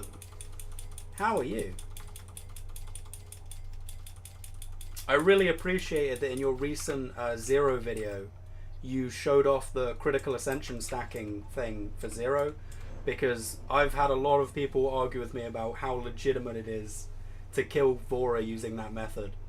And I stand on business. Just respec and keep the stacks. They don't stay forever anyway. Lolly is heavily misunderstood because technically Lolly is Lolly is creepy pedo shit. I'm not gonna accept any fucking pushback on that. All the good anime in 1 year. Yeah, no, that was something I did as well. Lolly is called Lolly because it's based off of the book Lolita by Vladimir Nabokov, a book about a gross middle-aged man trying to bang his teenage stepdaughter. It's not about body type. It's about children.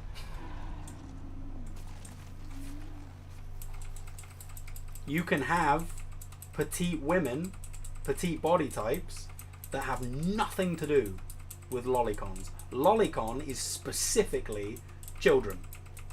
It's fucking children that are like, oh, actually, bro, she's a 1,000-year-old elf. She just looks like a 4-year-old.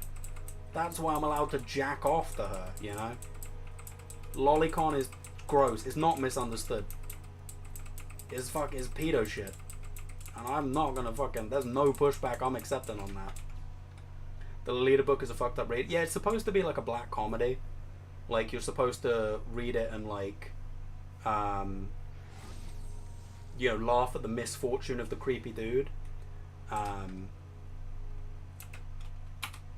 but it is a fucked up read. It's a good book though, unfortunately. But if anyone were to tell me their favorite book was Lolita, I'd have to have some follow-up questions, because, you know, if you enjoy Lolita, do you enjoy it because it's a good book and a fucking, or do you enjoy it because, you know, you're a fucking freak? Ooh, that's not bad. Oh, pill scope, never mind.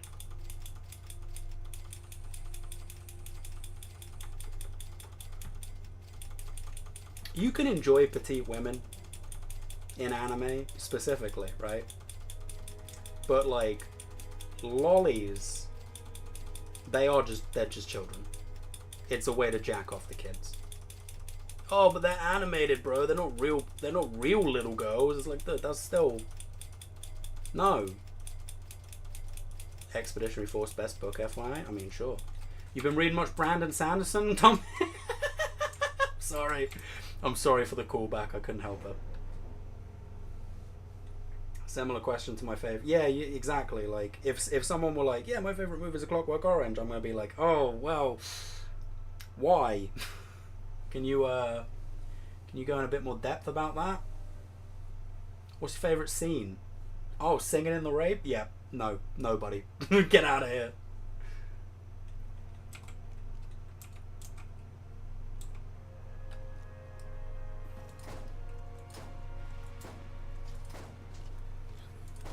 Fuck. Got boring? Yeah.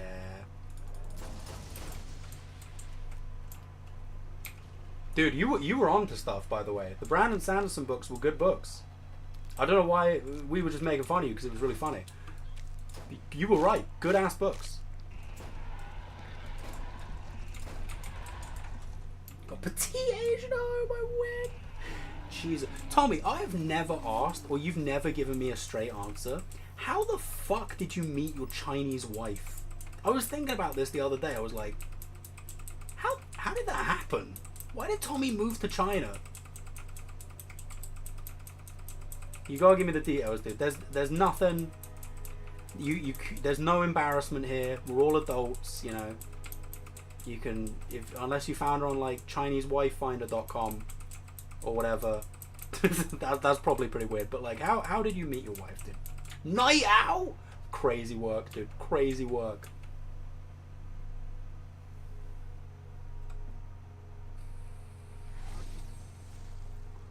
Yeah, you've already told me this. I know you like the movie because it's a good movie. You don't have to. Took on a day the next day. Base, dude. 10 out of 10. Petite Asian wife is funny as fuck though. I don't know if you guys watched fucking the Team 4-Star Dragon Ball Z Abridged when that was coming out. But one of my favorite bits from it was like one of the later episodes.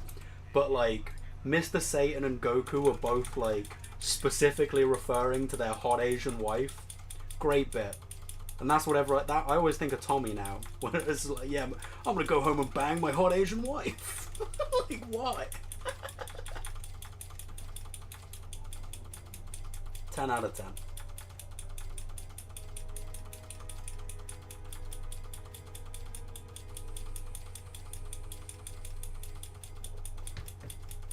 Need the Tommy look, yeah.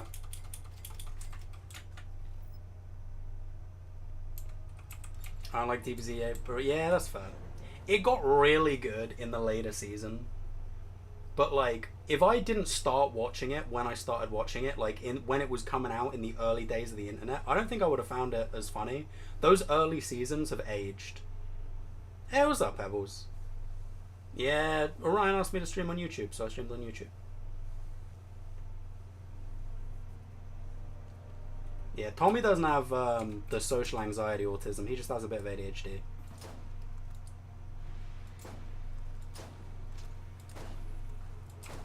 Damn it. When you think there are so many billions of people that you'll never meet. Yeah, exactly. When I'm trying to talk to the guys and be like a bit more motivational, because a lot of the guys in my Twitch chat are like, you know, they struggle to talk to girls and they're worried they're ugly and stuff. I do oftentimes go to the thing that like there are so many people on this planet and like women specifically find such weird things attractive in men. So like, you know, even if you're like a 1 out of 10, there's probably millions of women on the planet that find you like really gorgeous and that you find really hot, and you could fucking, you know, you'd be great together. But I do leave out the fact that a lot of them are probably in another country. But it's still true. Most women are, you know, they don't want a hot guy the way that like men think guys are hot. They want a weird little freak, most of them. They want like some weird shit. I don't know why. Women think the weirdest shit is attractive.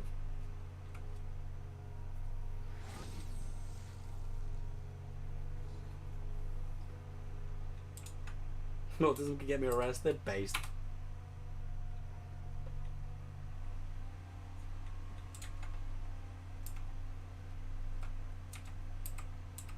Yeah, Orion, I'm a big proponent of like, just try. You miss 100% of the shots you don't take, right? Like, people are like, oh well, I'm dating for marriage, you know, and it's like, well, oh, well, hello there, you. Is that the exact fucking same? It has a better stock. I'm taking it. Yep. Slight upgrade. Does it not have to see? Oh wait, no. Oh no, that's not even it. Yeah, 120. Yeah, exact. Wait, sight's good. Better stock. Still not fucking the right one, but still. Upgrades, upgrades, people, upgrades.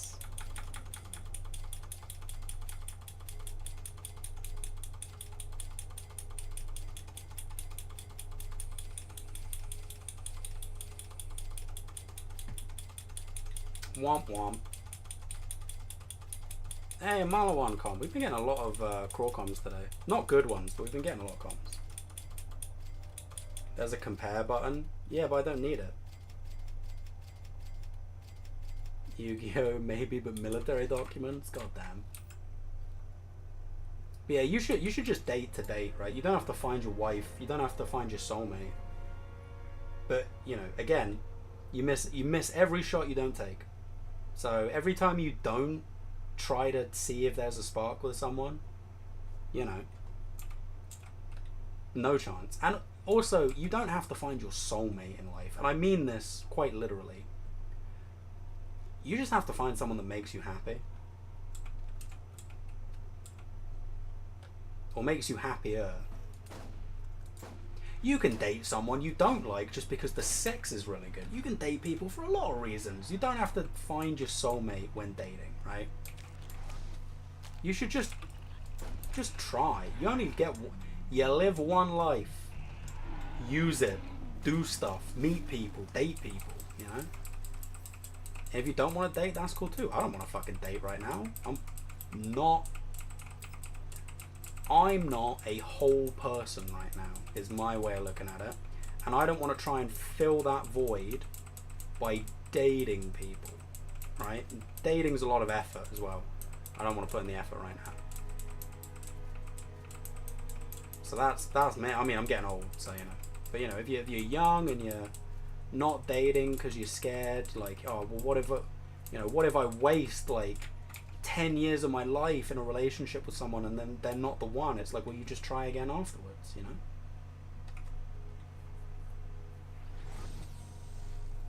That's how it works. I thought it, nah, it didn't work out.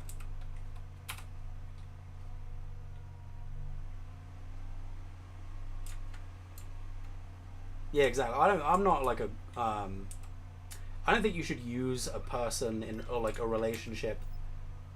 If you're unhappy, a relationship won't make you feel happy. So weird to me that straight guys think of women as weird, otherworldly. Yeah, no, exactly.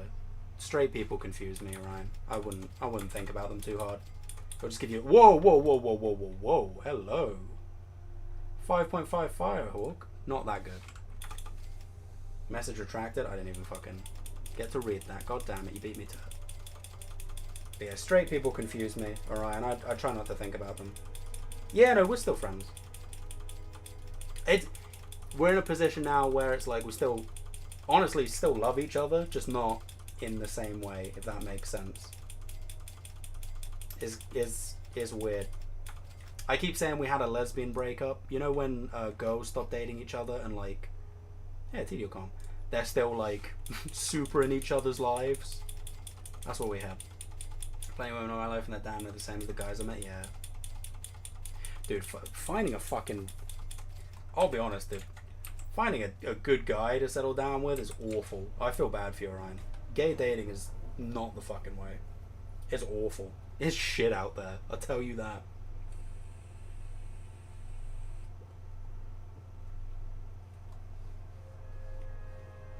Happy with myself, but I'm not happy in my Yu-Gi-Oh deck. Well, you gotta fix the Yu-Gi-Oh deck before you can date.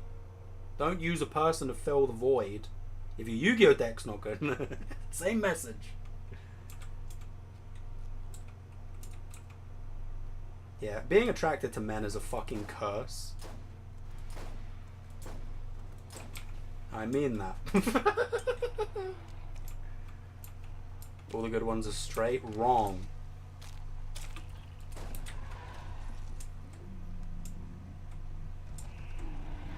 Plenty of straight bad ones too. I think men in general are just really shitty, Orion. I'm sorry to tell you, man. I don't think I've had a single good experience.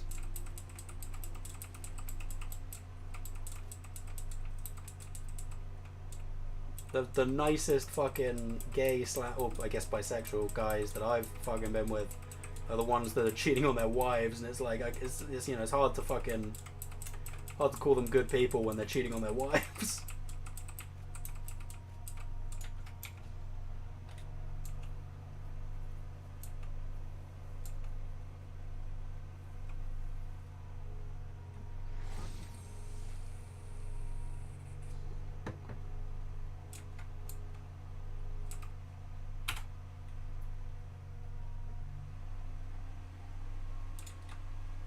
Need to do buy another box next payment. Oh damn. I'm getting a Twitch payout this month. It's crazy. I mean, I got one last month as well, but like, I have not streamed that much this month, and yet I'm getting a Twitch payout, which does not normally happen. If I stop streaming, I do not get any money from Twitch. Like, I barely make the payout threshold normally, but this month, thanks to Rosie spamming me with fucking a stupid amount of bits in 1 penny increments, and Random Hero giving gift subs and shit, getting a Twitch payout is, you know, it's nice to have a little bit of extra money. A different age range than me, the equivalent of that for me is guys secretly being gay. Yeah, exactly. Yeah. That never goes away, Orion. No matter how old you get, their main relationship dynamic with women stays the same. Or that dynamic changes, but it never fucking goes away, bro. Got 1k pound. What? Nice. Last relationship I was in, she was hella abusive to the point where I get banned on it. Yeah. There's a lot, even bad relationships happen. But, you know, you're not gonna find, if you hide from all relationships to protect yourself from a bad one, you're not gonna find a good one.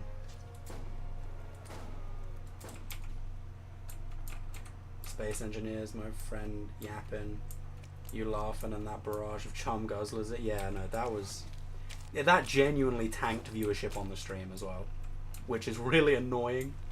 There were like 20 or something people in the stream, and then fucking Rosie started spamming the chum guzzler 1 bit at a time, and then there were like 12 people in the stream. So people were lurking, and they definitely did not enjoy having fucking chum guzzler play over and over again, and they like left. And I understand. I'm not gonna fucking, you know, I would get fucking annoyed, but I was getting fucking annoyed by that.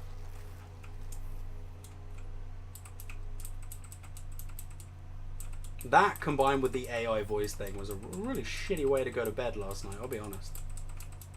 Also, if you didn't know, Rosie found a website where you can upload a sound clip of people and have an AI voice generated of them. And then showed me my own voice saying a slur, and it made me really uncomfortable. And then I went to bed, and I was like, great, that exists. That's horrors beyond my comprehension.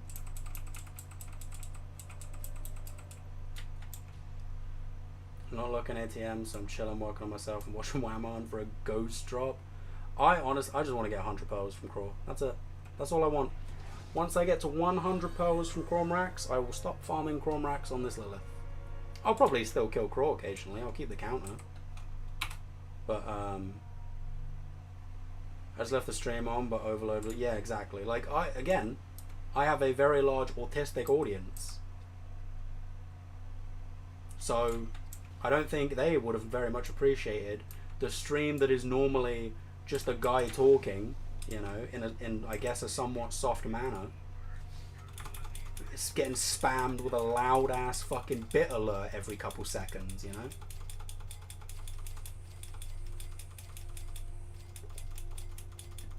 It's a good thing that that wasn't a stream that I have to watch back at any point, you know, because I wouldn't want to watch that shit. 100 pearls from the armory. I still don't have 100 pearls from the armory. I'm gonna get more than 100 though. For the armory, I want to do I think 10,000 runs or 240,000 chests. So I'm gonna do 60,000 on 4 separate characters. But that was funny. Oh no, dude, it got so annoying so quick. You have no idea. It was literally just she was just spamming like one bit at a time to make my alert go off for like 30 minutes. She gave me like 30 quid, so, you know, appreciate that. But I really wish, you know, it could have been done in bigger increments.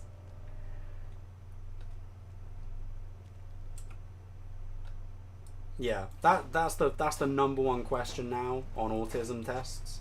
You go to the doctor to see if you have autism, the first question they ask is, have you ever heard of Whammer streams?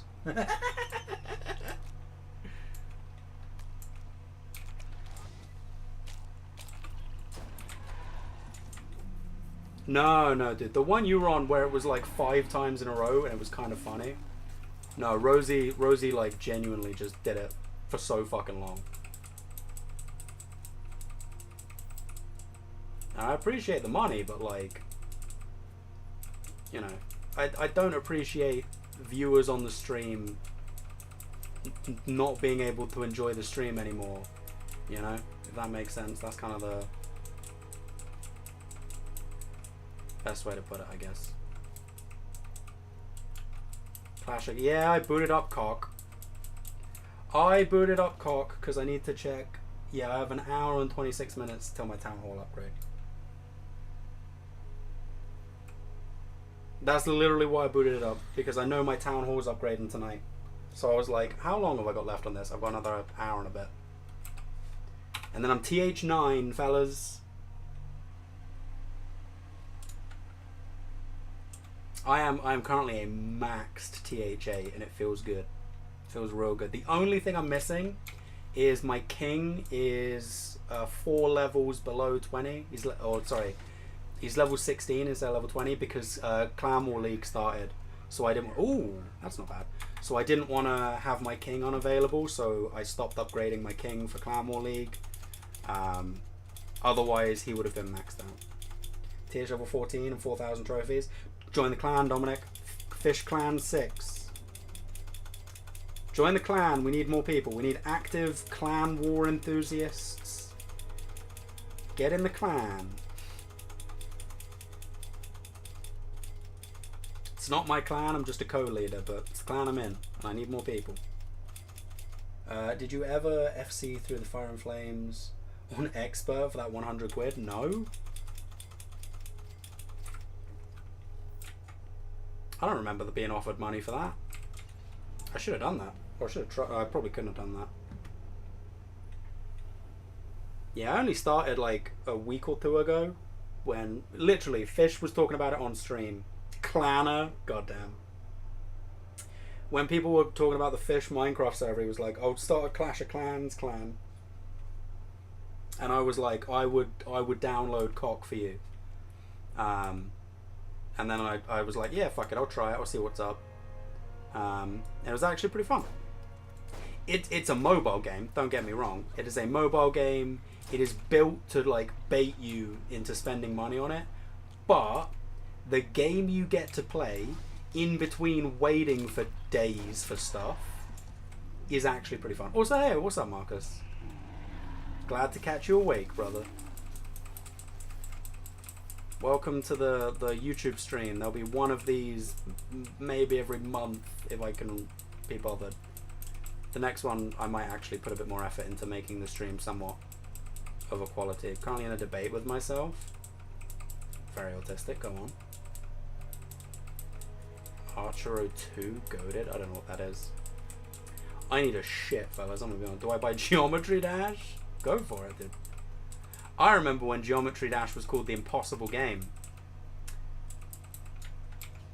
Just got back home, fair enough. Last YouTube stream I said you have to earn my money by full comboing. Oh yeah, no, I ain't doing that. Pokemon Go FOMO ruined my life for like 2 years. Oh dude, I love Pokemon Go. Pokemon Go is a really fun game. You're a nice fellow, Whammer, don't let anyone tell you different. Okay. I feel like that's bait somehow. Yeah, the reason I can't do that is because I hate Epic Games. And I will never get Epic Games. And Fortnite is only available on Epic Games. I think Fortnite looks like a fun game. I understand why the kids like it, you know? When people shit on Fortnite, I don't get it. I think that's a game that looks like a fun-ass video game. Yeah, £100 is tempting, I'll be honest. But I hate Epic Games, and I will never, ever get an Epic Games account. I will not abandon my morals for £100.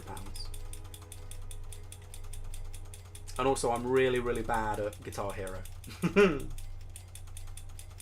Anyway, I'm gonna go take a shit. I'll be back. Here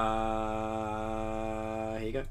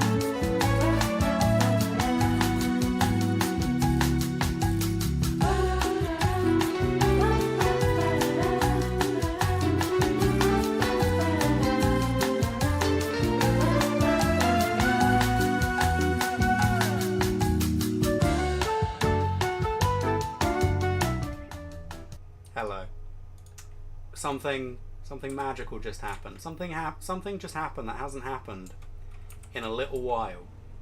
And I left on 9 concurrent viewers, and I come back to 11 because of cow time. This used to happen on Twitch all the time. I would leave, I'd put on cow, or like my BRB screen, and more people would watch the stream when the cow was on. Hasn't happened in a while. It's good to have that happen again. Legitimately best song of all time. Work all day, huh?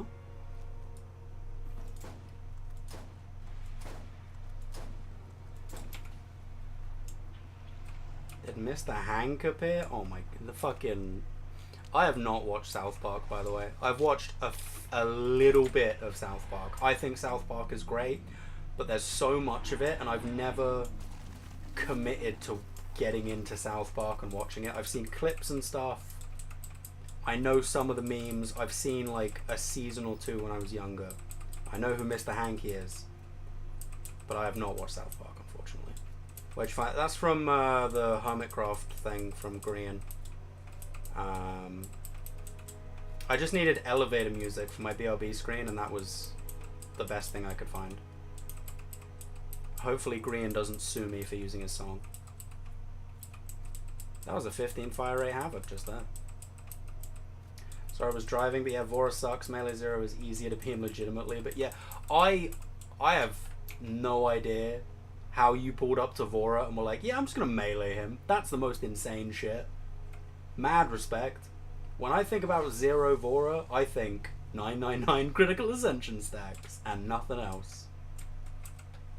To me, Vora has glitched double HP, so I'm allowed to use 1 glitch to beat him. That's usually my that's usually how I go in there. I'm allowed 1 glitch. Be it pimper-habbing, respecking for critical ascension stacks to not decay, like flacker habbing, I guess, Maya kill skill stacking, maybe even gas glitch depending on the character. But I'm taking in one glitch when I'm fighting Vora.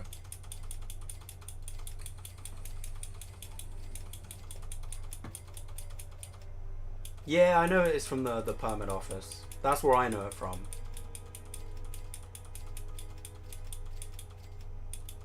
Hey, what's up, Winning Rat? Yeah, YouTube stream. YouTube stream today. Because Orion asked. And Orion's my bestie, so.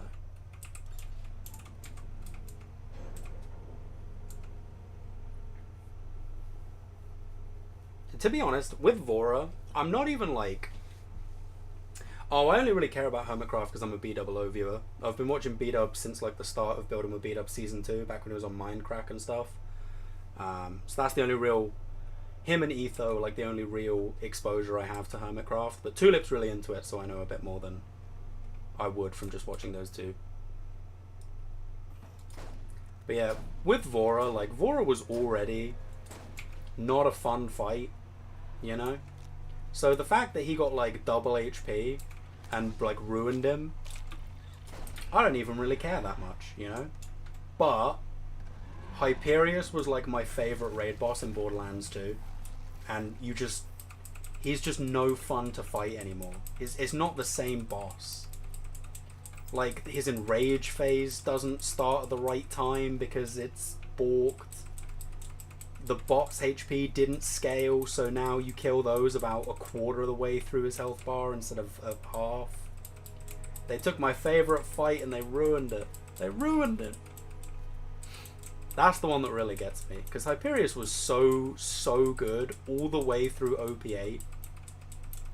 All from 50, 61, OP8, Hyperius was a great fight. And then the OP10.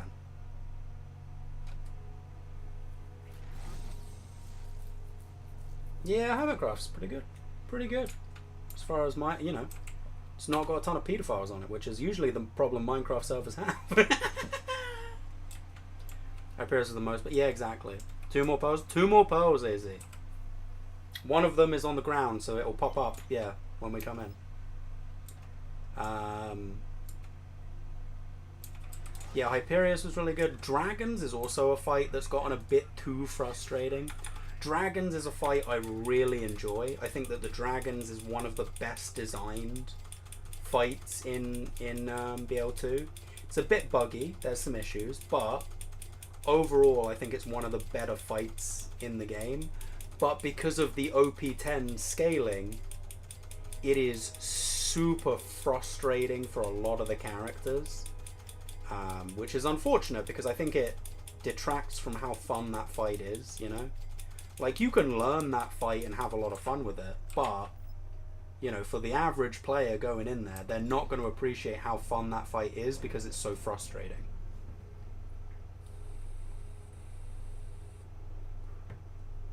Yeah, no, adding OP levels is, I think, genuinely just such a brain-dead decision.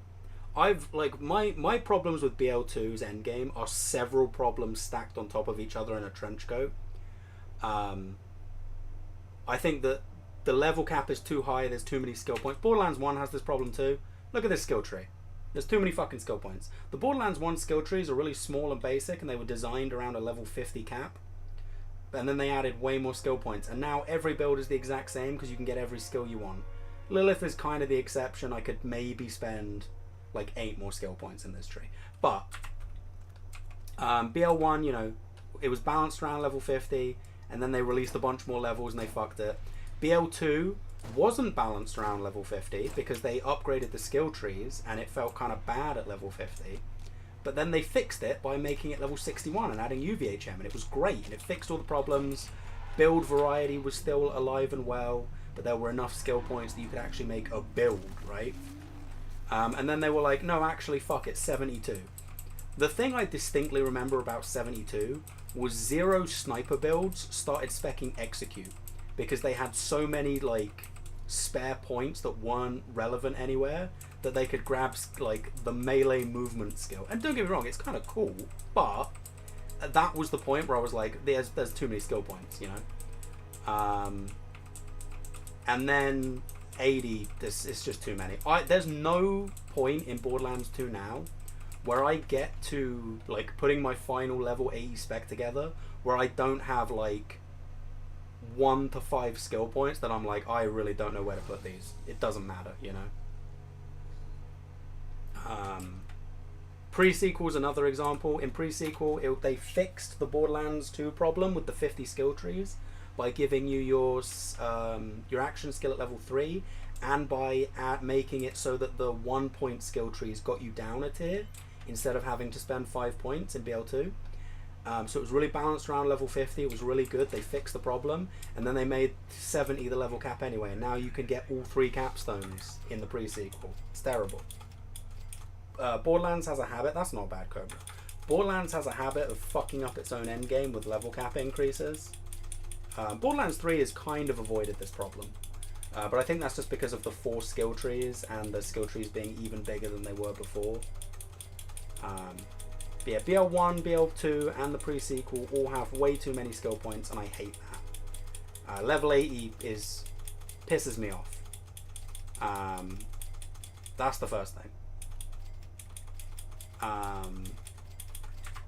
But then the other one is, I think OP levels are a lazy way to implement difficulty, but I don't think they're a bad difficulty, right? I think that the result of the difficulty that OP levels provide is good, but I think the means to get there are lazy. You know, there are much more interesting ways you can increase the difficulty in your game, and I think OP levels, you know, lazy is the word I would use. It does create a more difficult endgame that I enjoy, don't get me wrong. I enjoy the difficulty it provides, but I would rather they increase the difficulty in more creative and enjoyable ways than the OP levels. That being said, adding 2 more OP levels was fucking unnecessary bullshit, right? OP8 was fine. OP10 does not change the balance of the game. It doesn't make it more difficult. They didn't add new fucking waves to Digistruct Peak. It's just a higher level cap, so you have to refarm more fucking gear.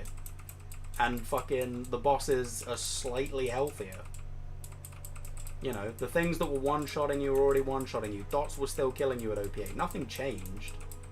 It's just a higher fucking level. It's dumb and bad.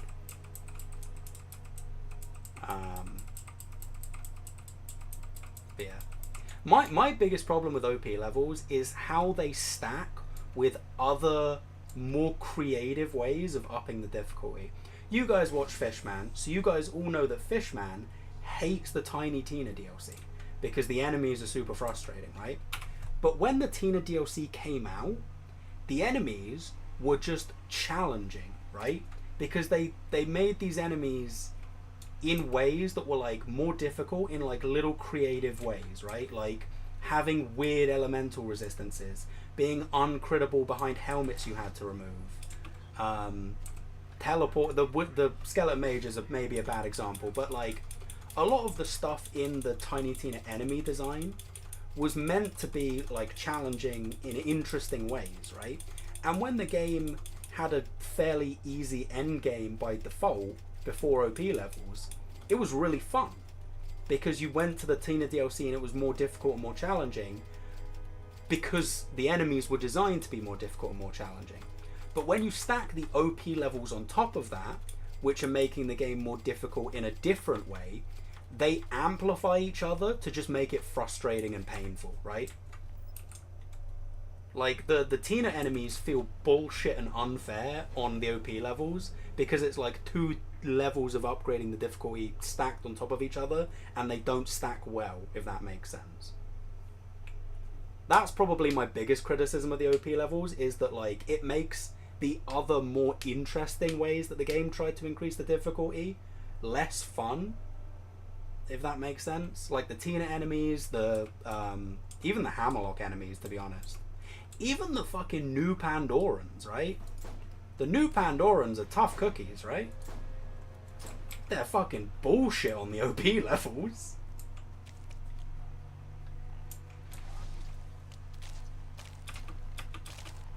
Fuck you, asshat.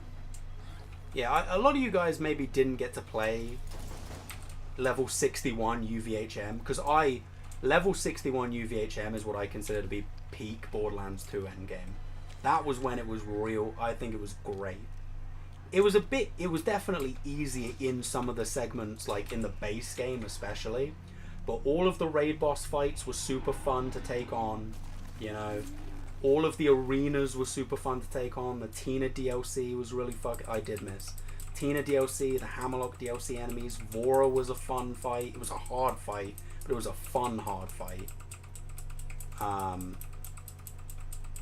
And then yes, the OP levels made like the base game harder because the base game was way too easy. But it made all of those areas that were actually fun and difficult no longer fun, just difficult, if that makes sense. Hey, if that was if that were a masher, it wouldn't be better than mine.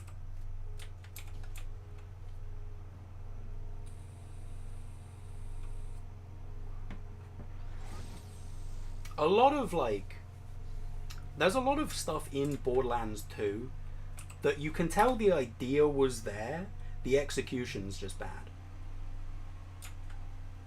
A lot of BL2's bosses, like the raid bosses, are like that because of the B shield. I've talked about this on Twitch streams, we're going to talk about it again now. Basically every single raid boss after Terra is built to be anti-B shield in some way, because they nerfed the B shield and people kept using it and they got mad at that. And it goes back to Terra itself. No, I'm not multi-streaming. So when they nerfed the B shield, they fixed the shotgun interaction, which was definitely not intended. That makes sense, right? Every pellet was getting max amp damage. It was stupidly OP. They fixed that. Made sense, right? So shotguns no longer get crazy damage from the B shield. This pearl is the pearl detected. And they also made the B shield a little bit worse, which also makes sense, right? In the exact same patch, they increased Terramorphos's health. So you've got to look at the decision making, right? Terra's too easy, players are destroying it with the B shield. You don't want people to rely on the B shield anymore because it's stupid OP, so you nerf the B shield. Good decision. You then increase Terramorphous' health. So now, every build that doesn't use the B shield sucks against Terra.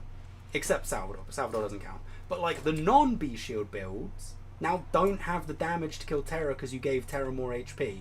In the same patch you nerf the B shield. And it's like, you can't nerf the B shield to disincentivize people to use it and then also make the one boss in the game harder to kill, because that's going to make people rely on the B shield more. That was the first mistake. Classic Gearbox design, right? It's like, what direction do you want to go in? Do you want players to use the B shield and the bosses be harder, or do you want players to not use the B shield? You can't have your cake and eat it too. You know? Like, even back at like level 50 TVHM, right? You go into Terra on like Maya or Axton without a fucking B shield and try that fight. It's a slog. It's so bad. So you're just like, oh well, I'll just have to use the B shield now. Fuck anything else. And it's like, what do you want? Do you want players to use the B shield or not to use the B shield? Do you just want to make the B shield worse but make players have to use it all the time? Perfect. That's what you've got. And then Hyperius was designed to be anti-B shield. He has a reflective shield that reflects bullets back at you. He fires off double novas as soon as the fight starts to break your shield, and he fires novas throughout the fight. Between his bullet deflection, the novas, his jumping at you constantly is in his enraged phase, there's a lot of the Hyperius fight that is designed specifically to be anti-B shield. And they were so close. They were so close to getting it right, but they made a tiny mistake. And that is, Hyperius starts the fight by just standing in the arena waiting for you to shoot him. And what happened is they made Hyperius a boss that was not supposed to be fought with the B shield, and they gave him a reasonable amount of HP because he also had the minions you had to damage. Hyperius before OP10 had like the lowest raid boss health, I'm pretty sure. And the problem is that players figured out they could just do enough damage before the fight started and just insta-kill him because he was just standing there like a fucking loser, right? And so players, instead of being like, oh, this fight's anti-B shield, but you don't need the B shield to do enough damage, so, you know, we can do other builds, players were just like, oh, well, I'll just use the B shield and kill him before the fight even starts, right? So, and Guy is a good idea, bad execution. He's a fight where you don't even do damage with your gun, which is silly in a looter shooter, but that's a whole other thing. But, you know, Hyperius, good anti-B shield elements implemented with a correct HP value. All good, but they fucked up by making him stand in the middle of his arena like a dumbass. Hey, another pearl. Then we got Pyro Pete, who was designed by a different studio, so it doesn't really count. But even Pyro Pete, who is definitely not as much of an anti-B shield character. Oh my god, it's Ironclad. Thought it was another Omega. Hey, there we go. I need to up the counter.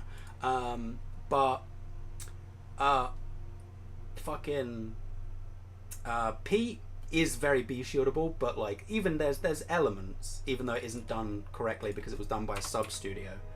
But you know, he has the elements that you need to wash off. He's got 2 elements, so you can't use like an elemental shield. And he's a small arena with like a decent attack range. Like, he's not really an anti-B shield fight. He kind of ruins my analogy, but he was designed by a different team. So, kind of going to skip over Pete. But then we got Vora, right? And there's that Baru made a short with the tweet in it where like they specifically made Vora to be because players were killing the bosses too fast. And that's true. The players who... And it wasn't even all players. It was just the like YouTubers and speed killers. And they made a boss specifically for those people. And they didn't think about what that's going to do to regular fucking players, right? So, Vora, again, constant AoE corrosive damage to break your shield. Constantly fires off novas. Big guy, tiny arena, very aggressive. Very anti-B shield. But Because again, they wanted to have him stand in the arena like a fucking dumbass. They couldn't give him so low HP that players could insta-kill him before the fight, like with Hyperius. So they gave him big boy HP. And they didn't think about the fact that they were making a hyper-aggressive anti-B shield boss and giving him the similar HP to the health tank bosses. And that's how we got Vora in the state we got him in. Now he's busted because he has double HP, but I have always thought that Vora, if he wasn't standing in the middle of his arena and you summoned him in to start the fight, and if he had about half or maybe even a third of the HP he's supposed to have, he would be an incredible fight.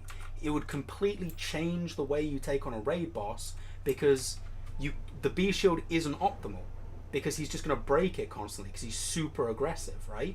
So instead of running a B shield, you run a more defensive, survivable build because you don't need the damage of the B, right? This is the hybrid pistol man. Hey, what's up, Line?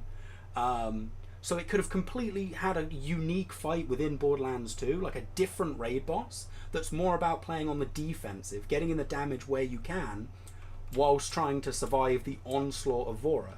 But the problem is that's the fight anyway, but also he has so much HP that you need to do that and have a glass cannon like B shield build or something similar, right?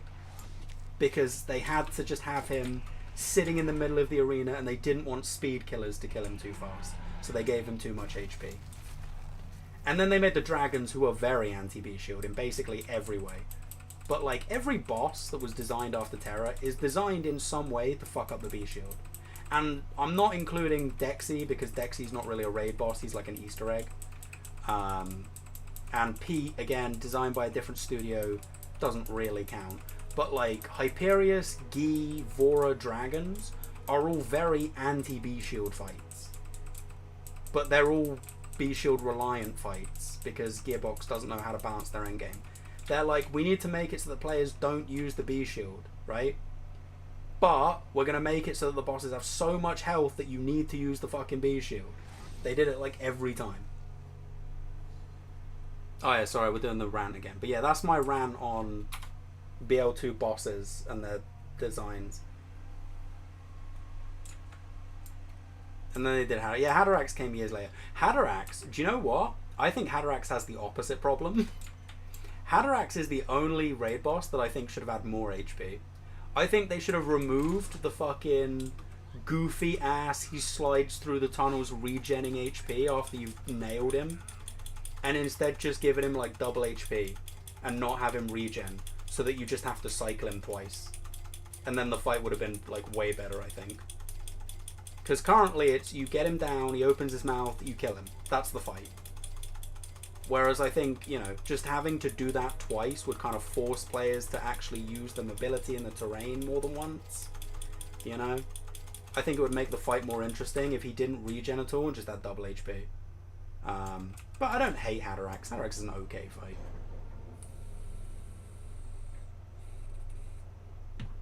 I am an old man, Tommy. I'm an old man. Some might even say boomer. Yeah, sorry for the yap, fellas. But it's Borderlands related. I'm allowed to yap about Borderlands. That's the point of the stream. It's when I yap about, like, politics and stuff, you gotta stop me. How do I feel about the Leviathan boss? Eh. It's like lame Cormorax. Yeah, I mean, a lot of the Borderlands boss design is pretty shit, to be honest. A lot of people criticize Cormorax. I think Cormorax is about as good of a raid boss design as BL1's like gameplay could allow. I think Cormorax is really good. You know, I think obviously as the games have gone on and we've got more interesting boss design and stuff, like you look back on Craw and you're like, it's, you know, it's pretty basic and shit. But I think Craw has a lot of really cool elements in the fight. And I think, you know, his crit spot mini game as opposed to just being a health tank works better in BL1. I think you know, his little minion mini game where you've got to bring in all the elemental weapons is really fucking cool. Sentinel's a great fight. Sentinel's a great fight, it just sucks to farm him.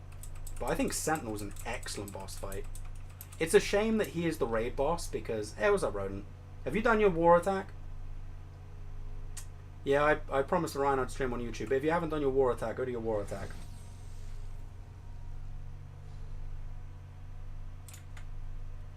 We've already spoken about how bad capitalism is. I'm not now going to do how good communism is. Come on, bro. Yeah, I think crawls are, you know, for Borderlands 1, if I think about, like, putting any other raid boss in this game wouldn't be as good as Crawmrax is in this game. Like, if you just put Terra in this game, it wouldn't be anywhere near as good as Terra is in Borderlands 2 because of the way that Borderlands 2's, like, end game works, you know?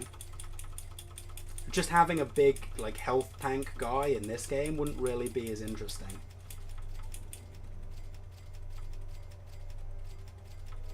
Yeah, Sentinel's awesome. The only problem with Sentinel is that he is just a reused boss, which I think is a shame, because Sentinel's cool, but I think it's lazy to have your final boss just be your raid boss again. BL3 has some amazing bosses, it also has some trash bosses, unfortunately. Waiting on my war attacks till later today. No worries. Oh, you don't have to go for your mirror today. I posted in the chat, because their clan is so it has so many high level low on their lower side that's going to cause some of our players to struggle down there. As long as you're not screwing over another player, you can go lower today. You can, if you're not confident on your mirror, you can shoot below as long as you don't think it'll fuck up someone else's attack. So if you just want to get 3 stars by, like, I attacked their number 15 today and I got 0 because he's a TH10. So is anti-cop? Oh my god. Bro, wait. The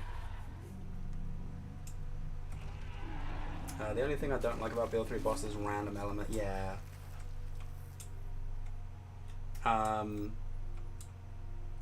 That just reminds me of the fucking Elon Musk fucking, I never played the GTA games because you had to shoot cops. And like him and fucking Ian Miles Chong and like they're all like, yeah, it's why do you have to shoot cops in a video game? I respect the police. And then some dude's just like, man, you guys are the 3 biggest pussies I've ever seen. Fucking GTA 6 is anti-cop. Duh. All of the GTA games are anti-cop, you fucking idiot. Eclipse EOS is great. I love EOS Eclipse. But they are hard bosses, I can feel that.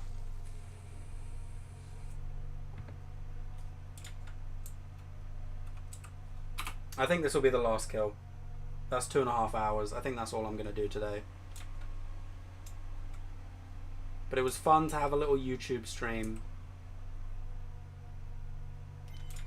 Yeah, the thing with the raid bosses in BL3 is I really like Wotan as a fight, but it's a very short fight. Without the rest of the Malawan takedown, I don't think I would like Wotan as much.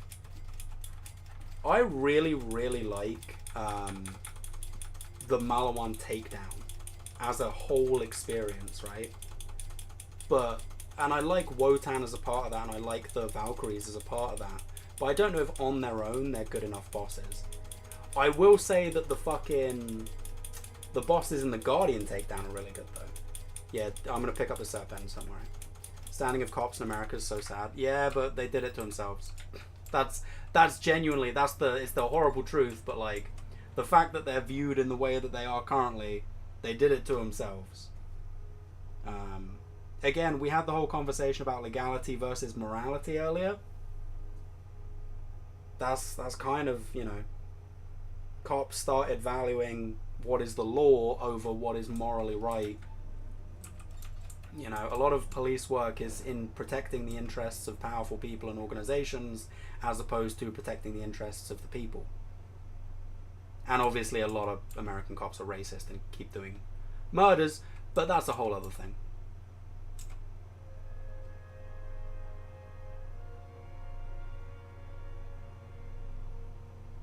MK Ultra, ironically, yeah.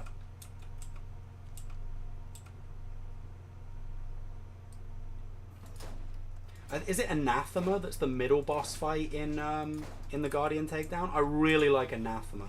I think he has a few too many immunity phases, but I like the concept of his... Can you fuck off? Sorry, but I like the Anathema fight. I just think it's slightly too long.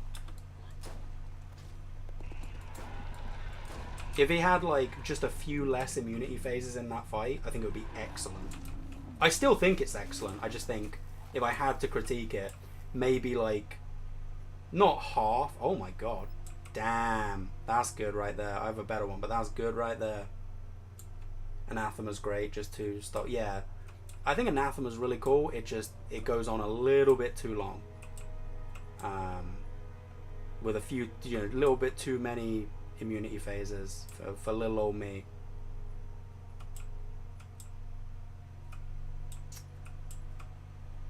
Yeah, that's it. That's the last run. That's a good bitch though.